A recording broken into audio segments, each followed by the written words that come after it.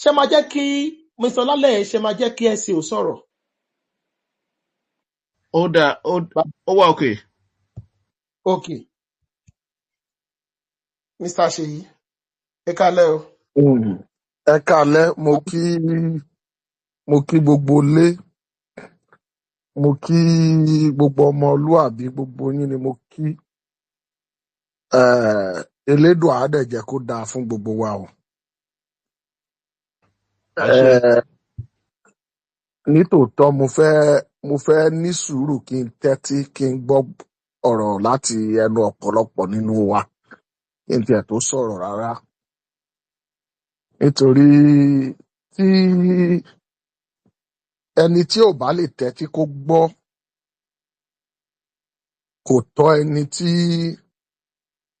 ó lè máa lead àwọn èèyàn kò tọ́ sí. Ṣé rí ọ̀rọ̀ àwa Yorùbá ní tòótọ́ ọ̀rọ̀ wa gba sùúrù. Mr. Lálẹ́ ṣe ń gbọ́ mi. Ọ̀rọ̀ wa gba sùúrù. Ọ̀rọ̀ wa gba sùúrù gan. Mr. Lálẹ́ ṣe ń gbọ́ mi. Mo ń gbọ́ yín, can you hear me? Ṣé ń gbọ́ mi? Can you hear you? Can you hear you? Okay. Ààrẹ, tẹ́ ẹ̀ bá gbọ́, maybe you should go out and come back in. There's a lot of problem with the signals. Mr. Okay. Sheyi, you can continue. Okay. Ṣé rí liberalism fẹ́ pa àwa Yorùbá kú àdẹ̀ fura sí. Wọ́n ní oko bàbá ẹni ò kí ń lálà ká má mọ̀. Mi ò sọ pé ká má gbàlejò, mi ò sọ pé ká má kóyàn mọ́ra. Ṣùgbọ́n ṣé rí tẹ́nítẹ́ní tiwa yàtọ̀ sí tiwa o. Nǹkan tẹni báyìí ni tẹni. Èmi tẹ́ ń wò yìí nínú iṣẹ́ kọ́mẹ́dì tá à ń ṣe yìí. Yàtọ̀ sí bóyá Àlíbàbá, mi ò rò pé anybody tó wà nídìí iṣẹ́ yìí tó kó àwọn èèyàn mọ́ra bíi tèmi kò sí. Mò ń fo oògùn ẹ̀gbárí ni. Àìmọye wọn lénìí tó jẹ́ pé inú ilé mi ni wọ́n sùn sí ńgbà kan àti pálọ̀ o àtàwọn tí mò ń kó káàkiri o. Tí mo bá ń dárúkọ gan ẹ̀ máa béèrè pé ẹnì gbé inú ilé ẹ̀ rí. Ṣùgbọ́n nígbà tó di ọ̀rọ̀ ìdìbò tó kọjá, olúkálùkù fọwọ́ mú tiẹ̀ ni o. Ṣèyí tó ṣeun gbà yẹn kò mọ̀ ọ́ ṣe mọ́ o. Nítorí ó fọwọ́ mú ẹni tí ó fẹ́ tó dẹ̀ yàtọ̀ sí tiwọn. Bí wọ́n ń bú mi lọ́tùn bí wọ́n ń bú mi lósìnsìn kò sínú wọn tó lè jáde tó lè sọ pé ẹni yìí ò ń ṣèyàn bẹ́ẹ̀. Ó kó wa mọ́ra rí. Ìyẹn ò jáde lẹ́nu wọn. Ìyẹn ò jáde lẹ́nu wọn. Ìyẹn dẹ̀ fi nǹkan yé mi ni. Ojú la rí, ìfẹ́ ò dínú. O ò tí ì báyàn dùn nǹkan lójú ọ̀rẹ́ ẹ o. O ò tí ì báyàn dùn nǹkan ló fi jẹ́ ọ̀rẹ́ ẹ. Ọjọ́ tọ́rọ̀ nǹkan tẹ́ ẹ jọ máa dù tó bá pa yín pọ̀, wọn la máa mojú ọ̀rẹ́ òótọ́ o. Yorùbá wà nípò agbára ń sìn. Ṣùgbọ́n lẹ́yìn ẹni tó wà ń bẹ̀ nísìn, lẹ́yìn ẹni tó wà ń bẹ̀ ń sìn, ta la tún lè fojú jọ tó fẹ́ ọ̀rọ̀ ọmọ Yorùbá ń tòótọ́? Ta la tún lè fojú jọ? Àwọn ìbéèrè tó yẹ ká máa béèrè lọ́wọ́ ara wa nìyẹn. Ta lẹni náà tẹni tó wà ń bẹ̀ tó wà nípò ààrẹ ń sìn tó bá kúrò, ta lọmọ Yorùbá náà tó tún lè kó Yorùbá jọ? tó lè bá wa tó kílẹ̀ Yorùbá má dàrú. Bá a bá ti ń ṣe ètò ìlú Nàìjíríà, ó yẹ ká máa wo apá ọ̀dọ̀ wa náà pé báwo la ṣe máa tò sí. Gbogbo àwa tá a dẹ̀ wà ń bí a lè máa wò pé kò tíì kàn wá. Wọ́n máa sọ wọ́n á bú Ṣèyí lọ. Ó gbé ọ̀rọ̀ kọ́mẹ́dì tì, ó mọ́wọ́ òṣèlú kinní kan. Èmi yìí mo mọ iye tí mo ti ná lórí ọ̀rọ̀ pé mo lọ gba ipò ní ìlú Ondo State. Torí lójú tèmi ó ju ipò lọ. Ó ju ipò lọ. Ká lọ tọ́jú ilé, òun ló bá mi débẹ̀. Bó tiẹ̀ ṣe kékeré báyìí ni mo lè ṣe sílé tó fi dáa díẹ̀. Lọ́kàn mi mo ṣe ilé ìtọ́lọ́run tó yọ̀ǹda fún mi ni. Ó ju ọ̀rọ̀ òṣèlú lọ o. Ọ̀rọ̀ tí Nàìjíríà gbà báyìí ó ti kọjá ọ̀rọ̀ òṣèlú, ó ti di ọ̀rọ̀ ká túlé ṣe ni. Èyí tí mo fi láìkì kí lorúkọ Speaker House Èkó yìí. Ọbaṣá, èyí tí mo fi fẹ́ràn ẹ̀ nìyẹn. Wọ́n gbà mí láyè. Wọ́n ní lẹ́yìn Sanwó-Olú ta ni kó wá ṣe gómìnà ìlú Èkó. Màá tọ́ka sọ́baṣá. Ẹni tó fẹ́ràn ọ̀rọ̀ ìlú ni. Ẹni tó fẹ́ràn ọ̀rọ̀ ìlú ni. Ó kọjá ọ̀rọ̀ òṣèlú. Ṣó o nífẹ̀ẹ́ àwọn tiẹ̀ gangan? Ṣó o nífẹ̀ẹ́ wọn? Àbí ká kàn ṣe òṣèlú ká tẹ́ àwọn kan lọ́rùn kó má dàbí ẹni pé a hate àwọn kan àbí a fẹ́ràn àwọn kan. Ṣọ̀tún ṣòsì má bàbí kan jẹ́.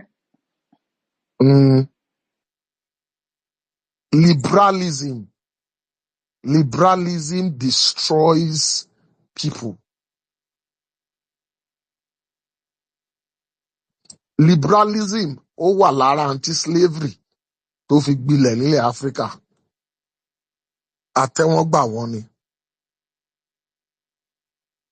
Àwa mọ ilé tó jẹ́ àṣírí àti ilé tó ń ṣàṣírí mọ́. Àfi gbogbo ẹ̀ hàn wọ́n tán, wọ́n kó bọnjà wá. Ìgbà tí àwọn ẹrú tán bẹ̀rẹ̀ sí padà látòkè òkun, tí wọ́n bẹ̀rẹ̀ sí padà sílẹ̀ Yorùbá.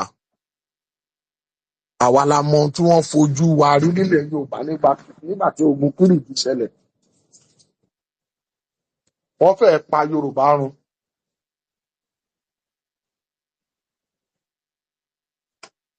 Ọlọ́run ló dẹ̀ yọ wá.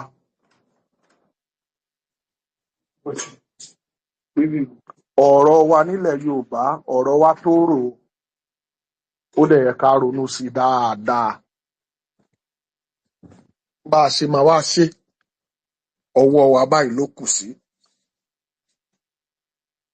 Mo fẹ́ tọ́jú tèmi, kì í ṣe bíi pé mò ń ṣaburú ẹlòmíì o. Mo fẹ́ tọ́jú tèmi, kì í ṣe bíi pé mò ń ṣaburú ẹlòmíì.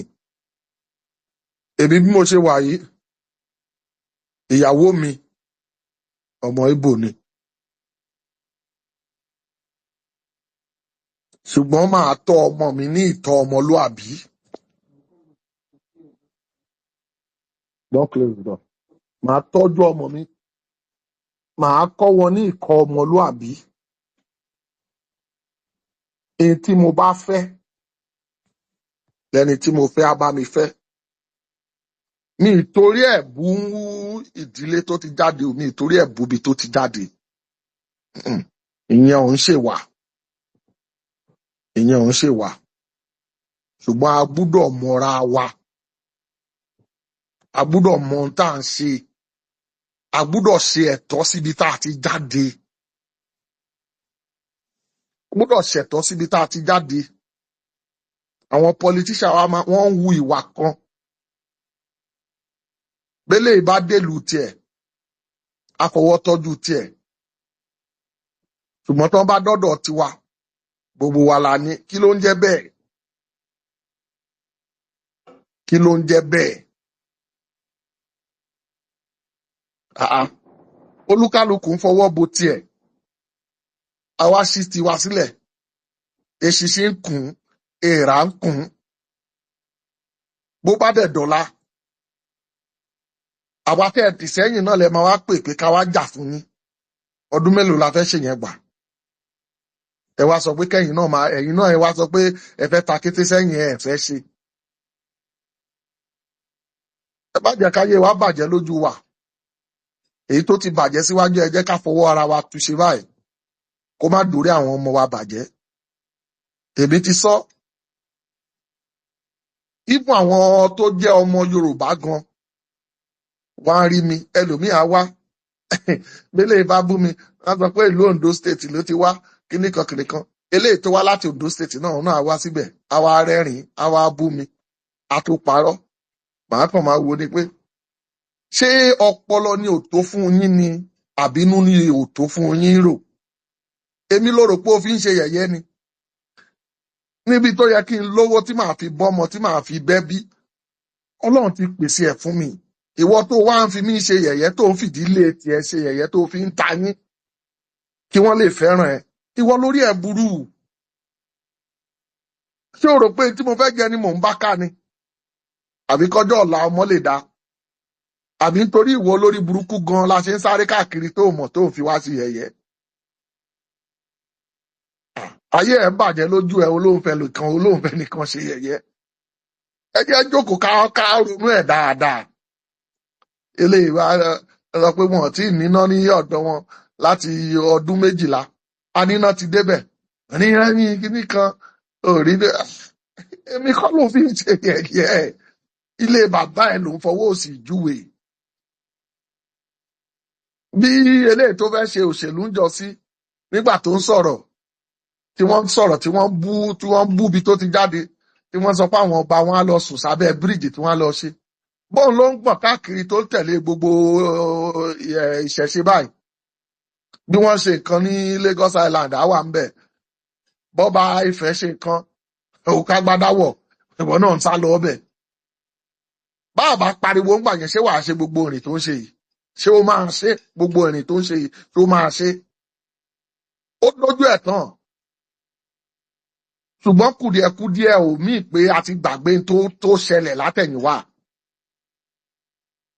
Ọjọ́ tá a bá rí pé ó ronú padà dáadáa tó sọ pé òun ò fẹ́ gbọ́ pó ọ̀rọ̀ Yorùbá lẹ́nu aṣiwèrè kan, òun la tó máa mọ̀ pé ó ti ṣetán láti dára wa.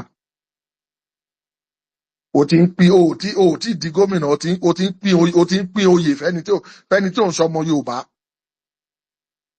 O ti ń pín. Gbogbo àwọn tó gba tíkẹ́ẹ̀tì lórí pátì ẹ, o lé wọn dànù tó jọmọ Yorùbá, o lé wọn dànù, o kó tíkẹ́ẹ̀tì fún fẹ́lòmíì. O rò pé àwa tá a jókòó yẹn àáríran ọ̀dẹ̀ ni wá nílẹ̀ Yorùbá. Ẹ ti fi wá pe ọ̀dẹ̀. Wọ́n ń pè yín lọ́dẹ̀, àwọn kan náà á máa rẹ́rìn, wọ́n á máa pàtẹ́wọ́ fún wọn. Èmi ò ṣerú ẹ o, kàkà bẹ́ẹ̀ mi ní ṣe ṣẹ́. Bó ṣe kọ́mẹ́dì yẹn lẹ torí ẹ̀fẹ̀ bá mi jà ní kàkà bẹ́ẹ̀ mi ní ṣe mọ́. Kàkà bẹ́ẹ̀ mi ní ṣe mọ́ ju pé kẹ́ẹ̀tẹ́ ojú ibi tí mo ti jáde kẹ́ẹ̀tẹ́ mọ́lẹ̀. Bí mo bá ṣe ń bú yín ni màá ṣe máa fi èpè ràn yín lọ́wọ́. Bí mo ṣe ń bú yín ni màá ṣe máa fi èpè ràn yín lọ́wọ́. You cannot denigrate a people and expect them to keep laughing at you. Those years are gone. You need to understand what we are doing. Put politics in the place of politics and let the tribes govern themselves. Wàá fi ọba ilẹ̀ tèmi wàá fi tayín. Bọ́dọ̀ bá dẹ̀ dọ́dọ̀ tí ní gbogbo ní àkóbọ̀n jáde. Ọ̀kẹ́rẹ́ mọ́mọ́ tiẹ̀ fún lọ́mú. When these things happen and I see our people coming and shouting, your place is making progress.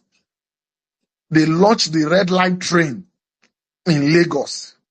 Guess who the antagonist is?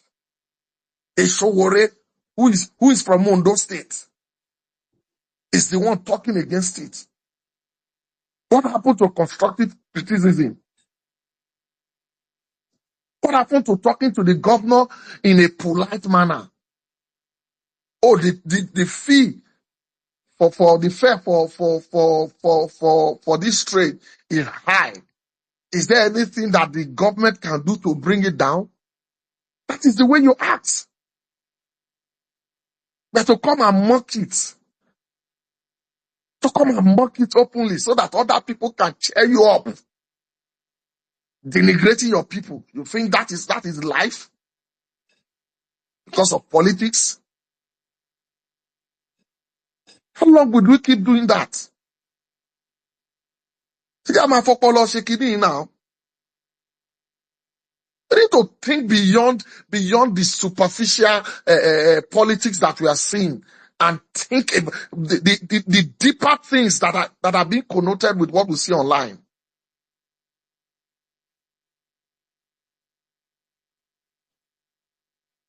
For the first time, this is the second time in Nigeria history where politics is directly divided along the three major tribes. After the 1979 election. And yet, because our people have refused to understand history before now, we are repeating history.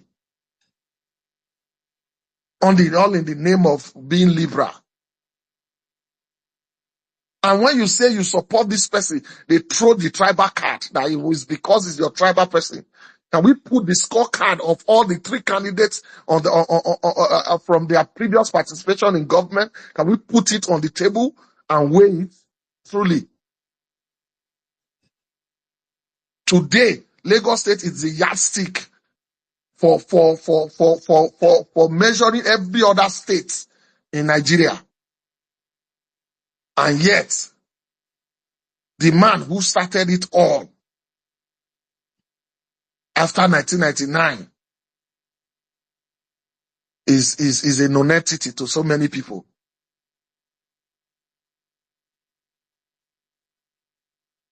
And when you say you support that person, they say it's because of tribe. What is even politics? What is even politics? If there is no sentiment. Elon Musk is on Twitter today.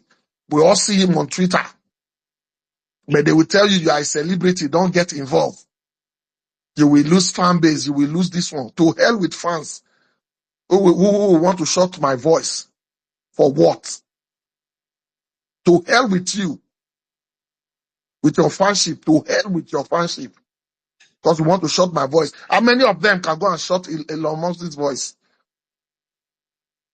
What is Elon Musk trying to protect? He's trying to protect his corporations. That is why he wants a Trump. But if I talk, they say, oh, he's a comedian, he's a joke. I can be a joke to you, but am I a joke to my people?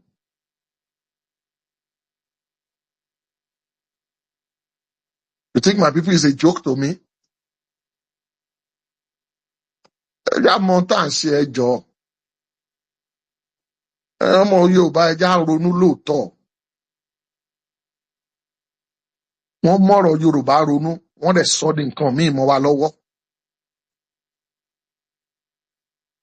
Wọ́n dẹ̀ sọ Yorùbá ronú di nǹkan míì mọ́ wa lọ́wọ́. What should we do if we can't think? What should we do if we can't think?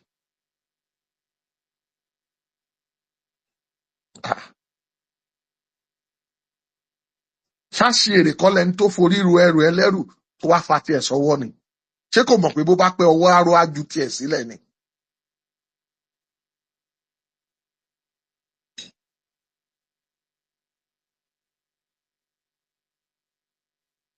Ẹ má jẹ́ àgbàgbé àṣà. Ẹ má jẹ́ àgbàgbé ibi tá a ti wà. Bàbá lè jà fún yàn wa, ta ló máa wá bá wa jà fún wọn? Àwọn tó jẹ́ Yorùbá in diaspora, àwọn Brazil, wọ́n gbé ọ̀rọ̀ Yorùbá sórí gan ju àwa tá a wà nílẹ̀ Yorùbá lọ. ṣé ń ṣe nǹkan ojú tì ni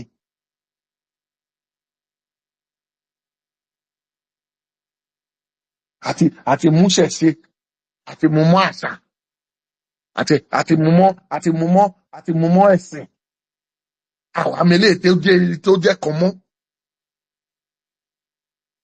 gbogbo akànfin ṣe àmúlùmọ́là ni akànrún gbogbo ẹ̀ pọ̀ ayé ìṣẹ̀ṣe ọ̀tọ̀ ayé ẹ̀sìn ọ̀tọ̀ ayé àṣà ọ̀tọ̀. Let us do research and understand better within ourselves. We must take our time and study where we are from. Wọ́n á rí dínkù àṣà wa. Kí là ń pè láṣà? There are things that our forebears have thought of over the years, and they decide to pick some and separate it from the rest. Àṣà ni. Àṣà ni. Kò kàn déédé wà ń bẹ̀, wọ́n ṣà ni, wọ́n jókòó, wọ́n ronú ẹ̀ ni wọ́n tó ṣà á. Eléyìí ó tó ṣe fún gbogbo wa. Láyé ìgbà yẹn, bí èèyàn bá kíyàn tó bá dọ̀bálẹ̀, wàá ti mọ̀ pé ọmọ Yorùbá ni. Eléyìí tó bá nàró tó kíyàn, wọ́n á ní ọmọ ọ̀hún ni, kì í ṣe tiwa. Bí nǹkan bá ṣẹlẹ̀ láàrin ibẹ̀ yẹn, àti mẹni tó jẹ́ tiwa yàtọ̀ sí eléyìí tó ń ṣe tiwa nípa ìwà àti àṣà tẹ́nìyàn bá hù. Bẹ̀tà ti dojú gbogbo ẹ̀rú. Àwọn ọmọ mi wọ́n sí Nàìjíríà, ṣùgbọ́n táwọn èèyàn bá wá kí mi ńlé, táwọn ọmọ mi bá kúnlẹ̀ ẹsẹ̀ méjèèjì tí wọ́n bá kí wọn, tí wọ́n bá máa kúrò nílé mi, ọ̀rọ̀ yẹn ni wọ́n máa sọ títí tí wọ́n á fi lọ pé nílùú yìí náà lọmọ ń kúnlẹ̀ ẹsẹ̀ méjèèjì tó ń kíyàn. In tó ń mórí tèmi wú ni,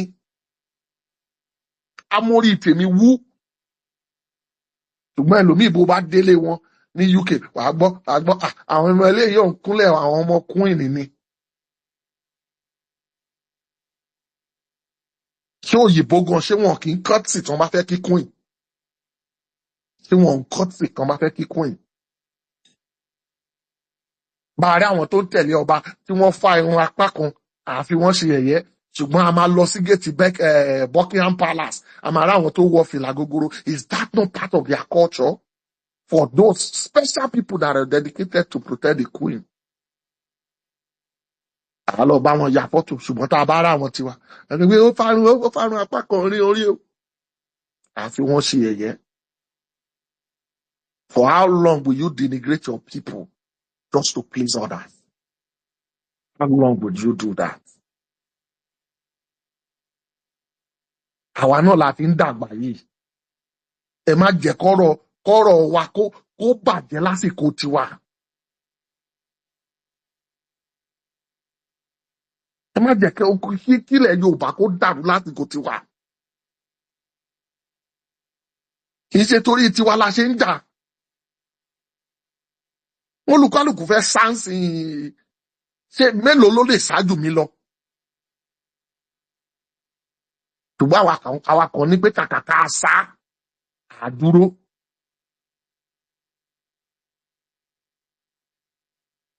Kí ni wọ́n fẹ́ san fún mi l'Ondo State tó pọ̀ ju tí mò ń make? Kí ni wọ́n fẹ́ san?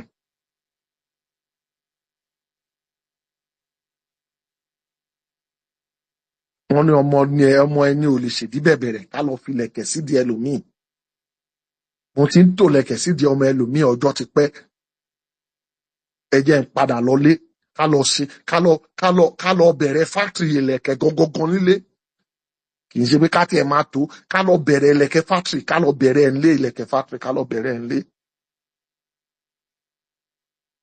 Àsìkò yẹn ti tó. A gbọ́dọ̀ máa wúra wa báyìí, àwa ọmọ Yorùbá ẹja rò dáadáa. Kì í ṣe ti jà, kì í ṣe ti bọ́n.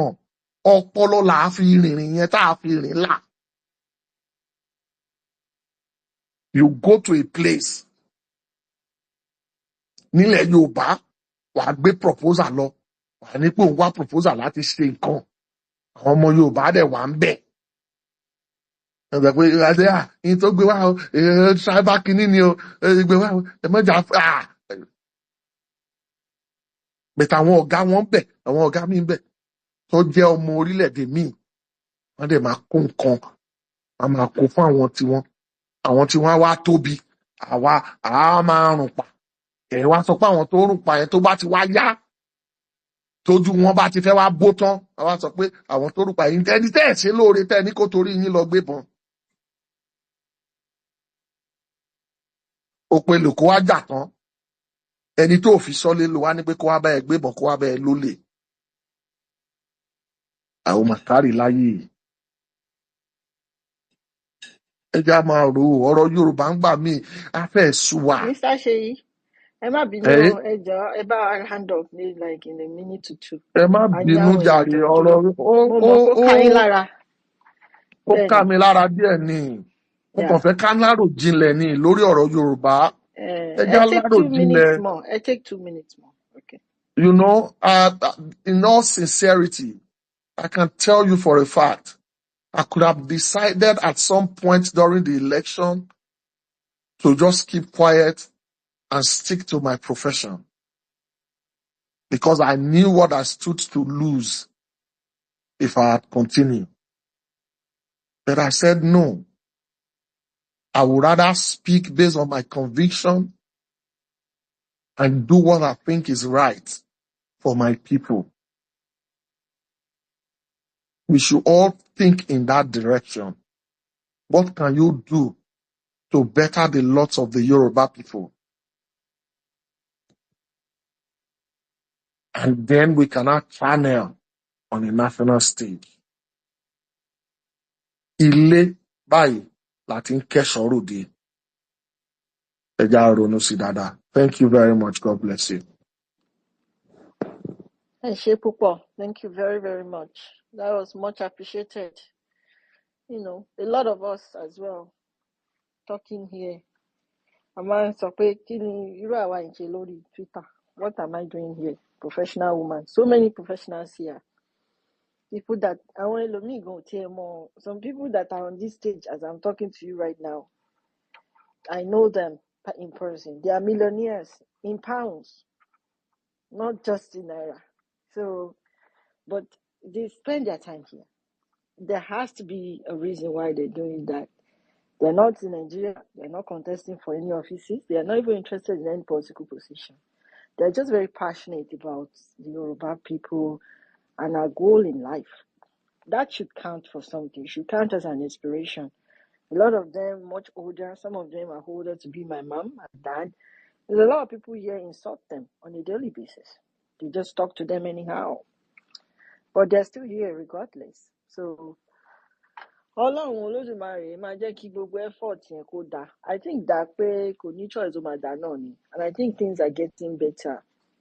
And ẹ má bínú, I just want to correct you for one thing. You mentioned tribe. We're not a tribe. We are ethnic group. Ethnic groups ni wá. Ṣé mọ̀? Wọ́n ní ká máa pọ́nra wa lé. Káráyé náà lè pọ́n wa lé. But mo mọ̀ pé gbogbo wa náà là ń lo tribe Nigeria to Nigeria ti still tribe yẹn sínú wa. But we're a major ethnic group. And Nigeria does not say that we should not be our ethnic group. Àwa la fẹ́ sọ bá ń para wa rẹ̀. A ní láti parẹ́. We can still maintain our ethnic group and also maintain the Nigeria identity. Ìkan ò dín kan lọ́wọ́. United Kingdom ò pa England rẹ̀. So there's no reason why we cannot be Nigerians and also still be Yoruba at the same time and enjoy the benefits of a big nation while we still maintain who we are. Okay, Are, should I go? I think Mr. Lale is supposed to talk, right? Ẹ ṣé o, Mr. Seyi lọ. Ẹ pẹ̀lẹ́. Ẹ jẹ́ kí n kí Mr. Seyi lọ. Ẹ ṣé o, ẹ kú mo rí pé ẹ ṣe sọ̀rọ̀ passionately. I understand where you are coming from and I know where you are going. For instance, mo láwọn kan tó pera wọn ní APC and I can say it gan pé ńgbà tí APC ń jẹ́ PC, they were never part of that political party. anything tán bá ti ń ba ti Yorùbá jẹ́ báyìí àwọn ni wọ́n ó bọ̀ síbẹ̀ tí wọ́n mọ sọ̀sọ́kùsọ ìkéèsì Yorùbá ẹgbẹ́ wọn. Ṣe rí bí Peter Obi ṣe yé Peter Obi ò criticize IPOB rí. He will never do it. President Buhari ò criticize Fulani herdsmen rí. Ó kàn ní I condemn criminal activity ṣùgbọ́n pé yóò wá pe àwọn èèyàn ìjáde, he will never do it. Ṣùgbọ́n àwọn tán pera wọn ní tán believe páwọn ní political career ńlẹ̀ Yorùbá, àwọn ni wọ́n jáde tí wọ́n bọ̀ síta tí wọ́n á dẹ̀ máa fẹnu àtẹ́ láti máa ba Yorùbá ẹgbẹ́ wọn jẹ́. Àní tó dẹ̀ fà ni pé àti ìwà organized láti máa jẹ́ káwọn èèyàn máa pay. People need to pay for when they destroy their fellow Yorùbá. Ṣé ẹgbẹ́ dá ẹ sọ̀rọ̀ Gbádébọ̀ Ṣínédú tí lọ ń dọ̀bálẹ̀ nífẹ̀ẹ́ tí ń sáré kiri tó ń fi abẹ́ kiri, ẹ má jẹ́ sọ̀sọ́kùsọ torí afẹ́fẹ́ la wà tó ń lọ fẹ̀. Ìgbà ẹ̀ láàárọ̀ arúgbó ń sunkún ọ̀gẹ̀ni, ó ń tan rẹ̀ ni. Tó bá yẹ kó ti di gọ́vnà ni kò tiẹ̀ ní défẹ̀. Torí pé repercussion wà fún ìwà ìkà tó wù sí Yorùbá, òun ló fi lọ ṣe tó ń ṣe yẹn, kò tínú ẹ̀ wá. So tí gbogbo àwọn táyé pé torí ẹ̀ mo fi ń bẹ ọ̀pọ̀lọpọ̀ Yorùbá, even though ara ń ni wá, ara ń kan wá, ẹ jẹ́ ká fi ọpọlọ jà.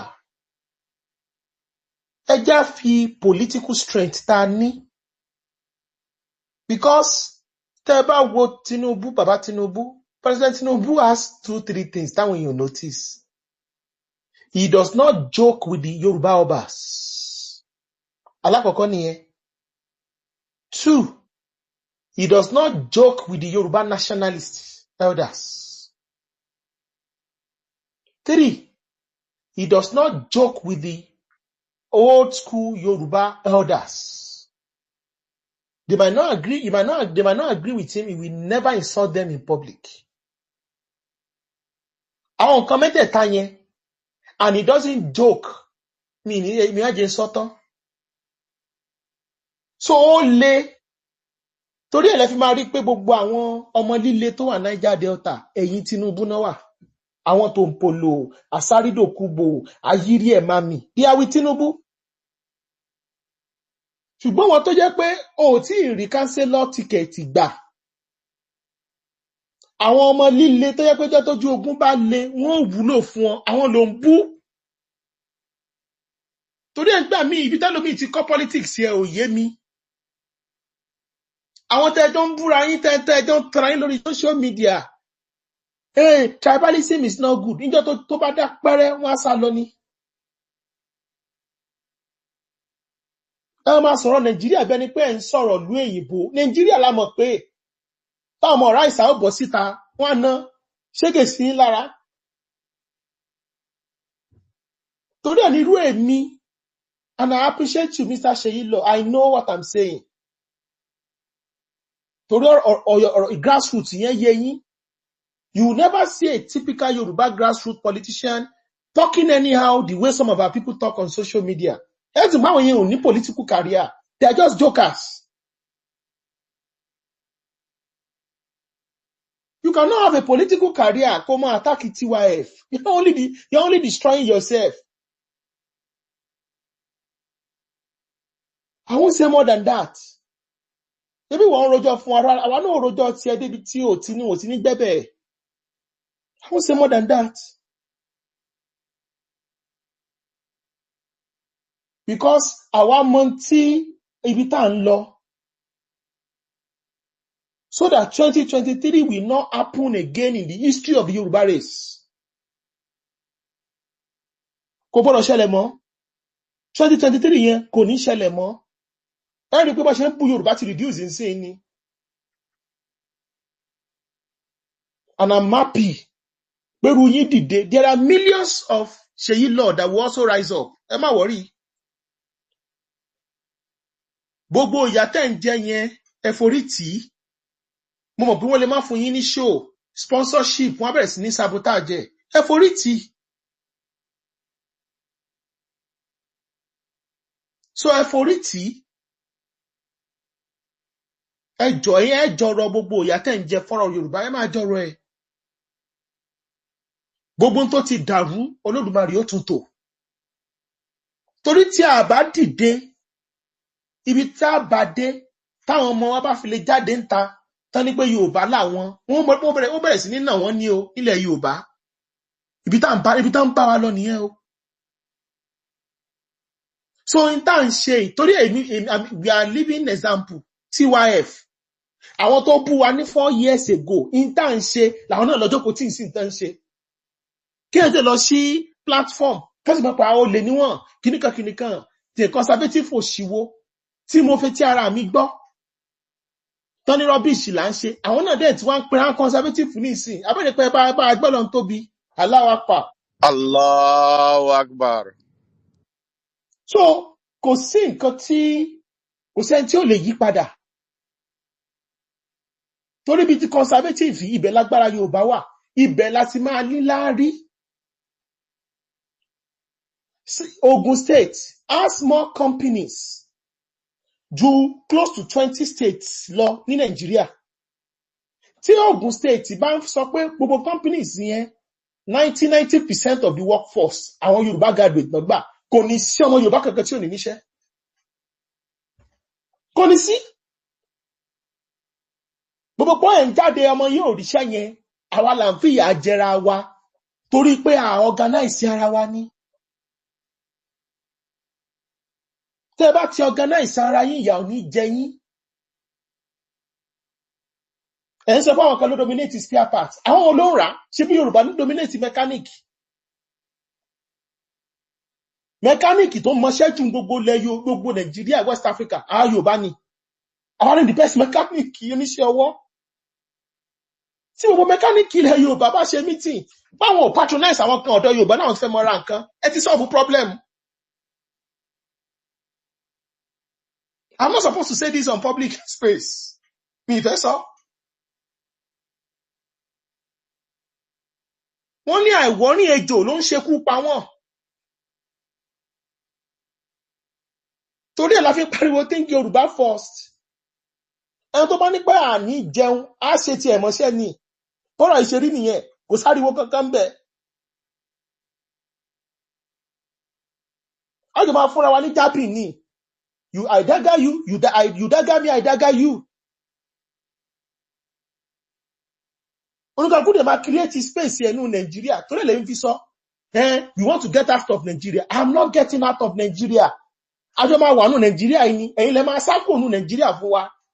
Yàrá ya yín. So that will build the country. A dẹ̀ máa jọrù ẹ̀ ní. Who control this country? Torí ọrọ̀ ajé country ọwọ́ wa ló wà. Agbára Nàìjíríà ọwọ́ wa ló wà.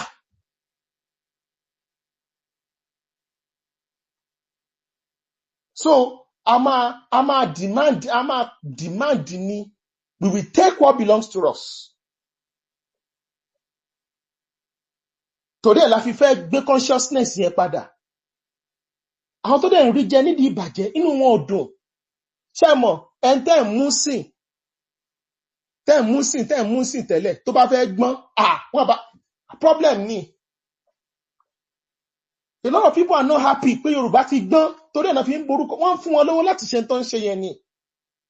Wọ́n borúkọ wa jẹ́ káàkiri.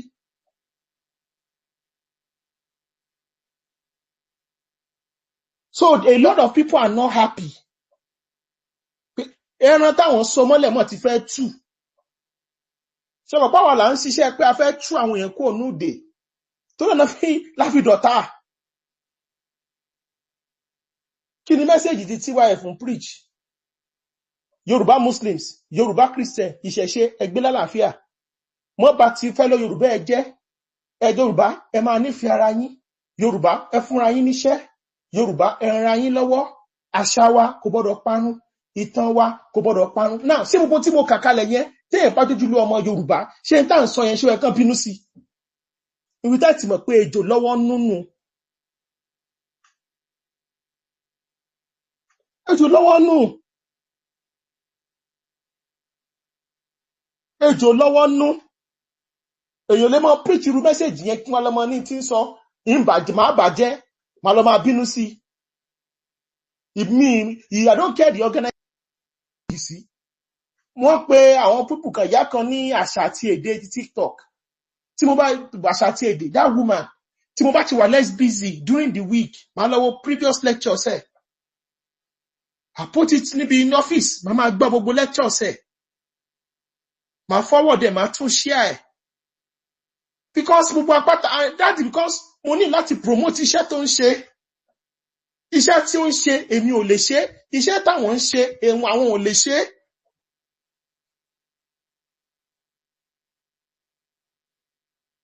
That is how we are going to go up. Kí wá ṣe páwọn kan wà kóra wọn jọ, intan sọ, ọ̀nbẹ̀rẹ̀ wọ́n ṣàwọn èèyàn ní o, wọ́n ṣe kìníkan ní o, ṣẹ́ṣẹ́ pè fún yín ni.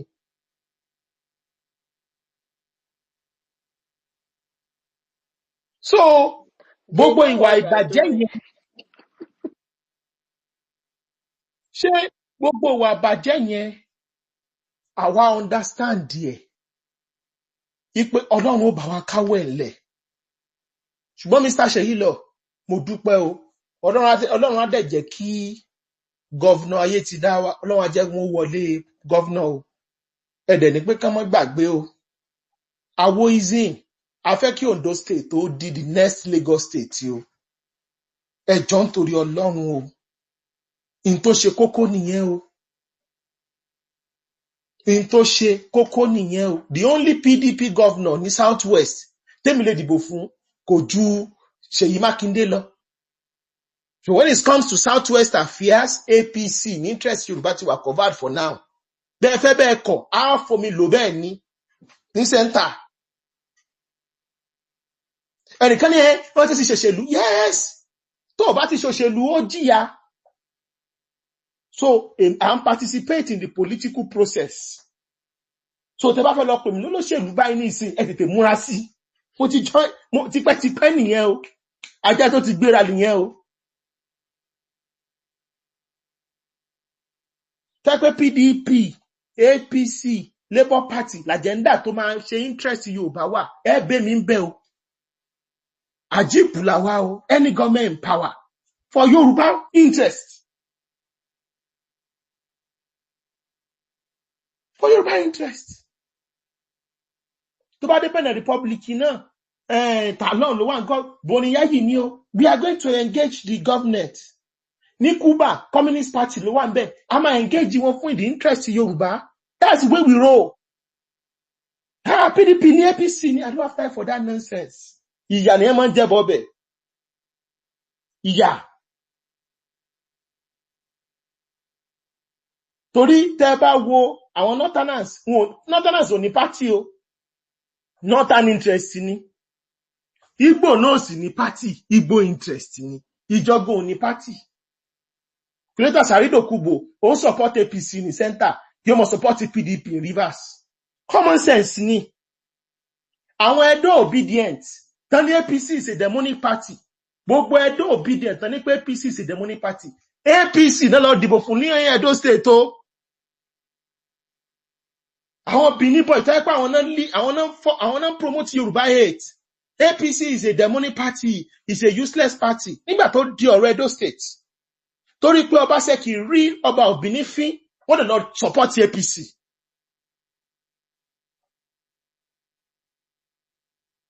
Wọ́n lọ support APC. Bẹ̀tẹ̀ pé Yorùbá ni, zombie ni, no, I have principle. I have ọmọlúàbí wo, ó jẹ ìyà. Ìyà ló máa jẹ bọ̀, àrùn rẹ̀ ń ṣẹ́. Anything tó bá ti ṣe tí interest àwọn èèyàn ò bá ti wà protected, get out of it. Always ask a question. Oh, obedient, change, new Nigeria. What is in need for my people? Tí ò bá ti sí position fáwọn èèyàn ń bẹ̀, tí ò protect interest àwọn èèyàn, kó bá ta ẹkọ kúrò ń bẹ̀. Torí èlèmi òfin Ọlọ́run jẹ́ bá wọn ṣe obedient. Because it's an anti-Yoruba party. Anti-Yoruba movement.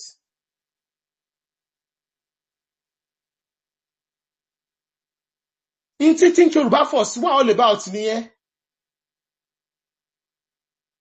Kìí ṣe pé nìkan fún wa ní owó, à ń fẹ́ fún tòó. Owó onírú, owó oníyọ̀ tiwa la fi ń ṣe gbogbo tá à ń ṣe yìí. Káwọn ọmọ tiwa mọ́ bá ṣẹ̀rú lọ́jọ́ iwájú. A dẹ̀ ṣẹ̀ṣẹ̀ bẹ̀rẹ̀ iṣẹ́ ni o. Gbogbo ẹ̀yin tẹ́ rò pé ẹ̀ ń bú wa, ẹ̀ ń sọ̀sọ́kúsọ yẹn, a ṣẹ̀ṣẹ̀ bẹ̀rẹ̀. You are going to be criticizing us for the next 30 years. So, add the 30 years mọ̀ ẹ́ jí ẹ́ ń sìn. Kó wá wò kó tètè lọ wá ṣẹ́ṣe káyé mọ́ bàa bàjẹ́. Because we are not going to stop. We are just starting. Torí Olódùmarè ń bẹ lẹ́yìn wa. So if you continue to, you are only going to waste 30 years of your life and see us succeed.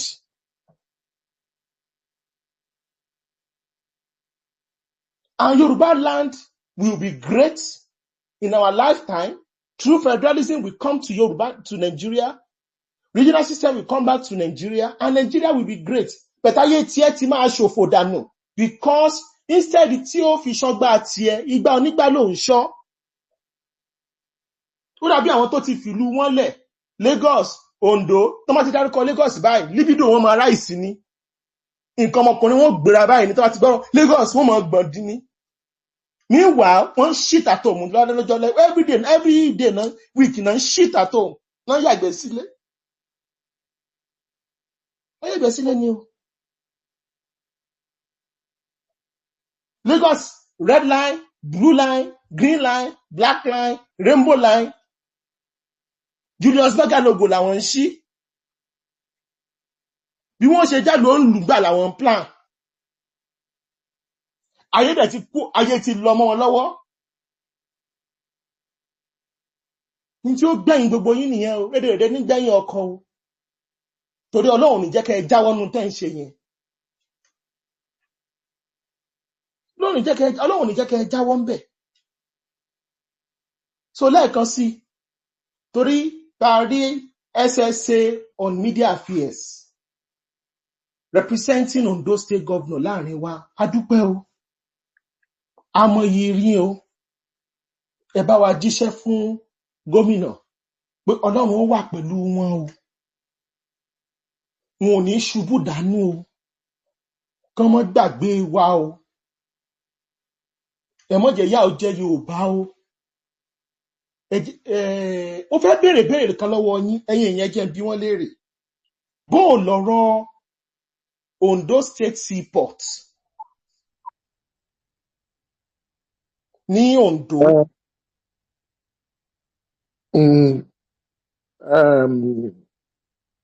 Tẹ́lẹ̀ ẹnu lásán ni wọ́n fi ń sọ̀rọ̀ Ondo State Seaport. Ṣùgbọ́n thanks to the governor, at least the new budget that is being prepared for next year, it has been included in the budget. But then we still need investor. We still need investor. The state alone cannot take care of it. So we still need investor. But the state is going to kickstart it from next year. At least the area has been mapped out already. And thank God for the coastal road, which will also boost activity in that area. So gbogbo ẹni tó bá fẹ́ ṣoríire nílẹ̀ Yorùbá, ẹ máa bọ̀ nílẹ̀ Ìlàjẹ kẹ́ ẹ wá ra lẹ̀ o. Ẹ wá ra lẹ̀ sọ́dọ̀ wa o. In tó bá ti kan Èkó, tó ti kan Ògùn State, ó ti kàn wá l'Ondo State náà nìyẹn o. Àdúrà ládẹ̀ tí la fi ń tì lẹ́yìn pé bí wọ́n ṣe fi sínú bọ́jẹ̀tì kọ́lọ́run náà kó bá wa fún wọn lágbára kó jẹ́ kan execute ẹ̀.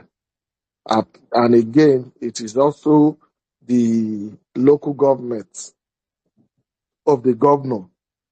So if he doesn't owe us anything, he owes his people this one. He owes his people this one. Àwa á dẹ̀ máa fi ṣe orin kọ́ni. Ọlọ́run á dẹ̀ jẹ́ kí wọ́n létí ìgbọ̀n kan dẹ̀ láyà àgbàṣe kó lè yọrí sí rere fún gbogbo wa. Ẹ ṣé gan. ẹ ṣe o ẹ jọ ṣé ẹ lè béèrè kejì ṣé ẹ lè ní kí Lagos State ilé wa control asset yẹn ṣebílẹ̀ Yorùbá kan náà ní Londo kán wá ya yín lówó kán wá kẹ́ ẹ fi ṣe Londo àbí kí lẹ rò sà. In tó wà bẹ́ẹ̀ ni pé ọ̀rọ̀ Lagos State ẹ mọ̀ pé Lagos State náà wọ́n ní a lot of projects táwọn náà ń wáwó fún and hopefully with this Southwest Development Commission maybe we'll see better collaboration between the Southwestern states. Because Ondo State, I think they are also registering a company for our bitumen exploration. Ìyẹn náà wà ńbẹ̀. And the governor is also working on having a super massive fish farm in the Lage area. You know, the funny thing is, a lot of the fishes that we eat in this in Nigeria, ọ̀dọ̀ wa yẹn ló ti ń jáde o. Ọjọ́ kan, mo máa lọ sọ́dọ̀ wa yẹn lọ́jọ́ ọjà, lọ́jọ́ tó bá jẹ́ ọjọ́ ọjà. Màá lọ rìkọ́ọ̀dù àwọn fídíò mọ́tò tó wọ́n ń lòdù ẹrù jáde láti ọ̀dọ̀ wa yẹn. Tí wọ́n ń lòdù ẹ̀ jáde lọ sí different parts of Nigeria ní ọjọ́ ọjà wọn. Kẹ́ wá rí economic activity tó ń ṣẹlẹ̀ in that small local government during their markets every week. But the thing is, you know, I see our politicians in that area not taking full advantage of it to promote prosperity for our people. You know, because I cannot imagine myself being the local government chairman of that place. Tí wọ́n dẹ̀ wá máa lóòdù ẹrù láti ọ̀dọ̀ yín jáde lọ sí different states. And you people are not really benefiting from the proceeds. It's a little sad. It's a little sad. But I'm not the local government chairman, so there is little I can do in this area. Hello, ààrẹ Kúnmi, ẹjọ́ ẹ má bínú o, mo kàn ní kí n kàn sọ̀rọ̀ ni.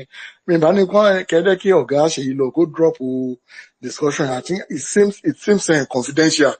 Bóyá nǹkan tó ń lè discuss in the not on the here. That's just what I just read. Bóyá wà welcome. Okay, ẹ ṣe Mr. Ṣèyí. No, me le discuss beyond my capacity. I understand. I'm just saying some of the things that I think that you know our people should know. We have a whole lot, you know, that is ongoing. But again, we're hoping for the best that the governor will come back and God will help him achieve all the things that he has planned. You know, agbára Ọlọ́run. Ó tún dábẹ́ ṣe sọ yẹn náà because àwọn èèyàn máa ń sọ pé wọ́n ṣe nǹkan kan wọ́n ṣe nǹkan kan. So some of it. Tá a bá tiẹ̀ réyàn náà tó, you know, wọ́n ní tá a bá dákẹ́ tara ẹni á bá ní dákẹ́. Exactly. If we have our people who can also, you know, if you have people, you know, people, investors that you can bring in and all those stuff. I'm not sure that the state is running away from investors. You understand? So if you have anybody you want me to come in, you know, to introduce them to the state and all those stuff, by all means, kí gbogbo ẹ̀ náà lè dá là ń bá ká. Kó lè dá là ń bá ká. Oh, you are absolutely. That's very helpful. Thank you. You're welcome. Yeah, I think you can go. I think Mr. Olaleye was supposed to talk. Tí ò bá ní pẹ́ wọ́n lè lọ. All right. Mr. Olale, èmi tiẹ̀ kàn fẹ́ dúpẹ́ lọ́wọ́ ẹ̀gbọ́n Ṣèyí Lọ́dì because mo mọ̀ anybody bá notice almost 30 minutes lọ́ fi sọ Yorùbá non-stop. I mean, it's not something you see nowadays láàrin àwọn èèyàn wa. So ẹ̀gbọ́n Ṣèyí, mo fún yín kudos o. In fact, mọ̀ kan máa send message kan sí yín sìn. ká fún àwọn ọmọ yín lẹ́bùn. Èmi ni manager Think Yoruba First, so yeah, màá follow yín sí ẹ ṣé gan. ẹ fẹ́ sọ ẹ̀bùn tẹ́ fẹ́ fáwọn ọmọ wọn ẹ fẹ́ sọ. Ẹ má jẹ́ ńlá ọdẹ, ẹ má jẹ́ ká tí ńlá ọdẹ. Mr. Ṣèyí lọ ẹ ti jẹ̀bùn o kẹ́ ẹ fi jíṣẹ́ o ẹ ṣe kúkọ̀, that's good. Can I go ahead? Bàbá Ọlálẹ́yẹ. Ok, ẹ ṣé. Mo fẹ́ dúpẹ́ lọ́wọ́ Mr. Ṣèyí lọ náà fún gbogbo akitiyan wọn, torí mo rántí ìgbà tí primary Ondo State ń bọ̀ táwọn èèyàn bẹ̀rẹ̀ sí fà lórí Twitter yìí náà ni pé tí ó bá jẹ́ Ṣèyí lọ ló ń contest ṣá máa against Ṣèyí lọ ti identify ara ẹ̀ àmọ́bi tó wà, kì í ṣe ọmọ àlè làwọn ò fẹ́ nípa wà nílẹ̀ wa because wọ́n ń tà wá. So mo fẹ́ dúpẹ́ lọ́wọ́ yín fún standing. Mo mọ̀ pé it's not an easy thing, especially ní industry tẹ́ ẹ wà yẹn tó jẹ́ pé Yorùbá kọ́ ló dominate industry yẹn. Àmọ́ gbogbo ohun tó ń lọ ń bẹ̀, àmọ́ gbogbo ogun tó ń gbé pé tó ti lọ ò ní ṣe àwọn ò ní wò ó kíní ẹ̀ mọ́. Ohun tí tọ́nà bá máa gbéyàn dé yẹn máa débẹ̀. Bẹ̀ pé èèyàn dúró lórí tó believe tó dẹ̀ mọ̀ pé èèyàn mi ni mò ń jà fún, ó ju gbogbo owó téèyàn lè ní láyé lọ.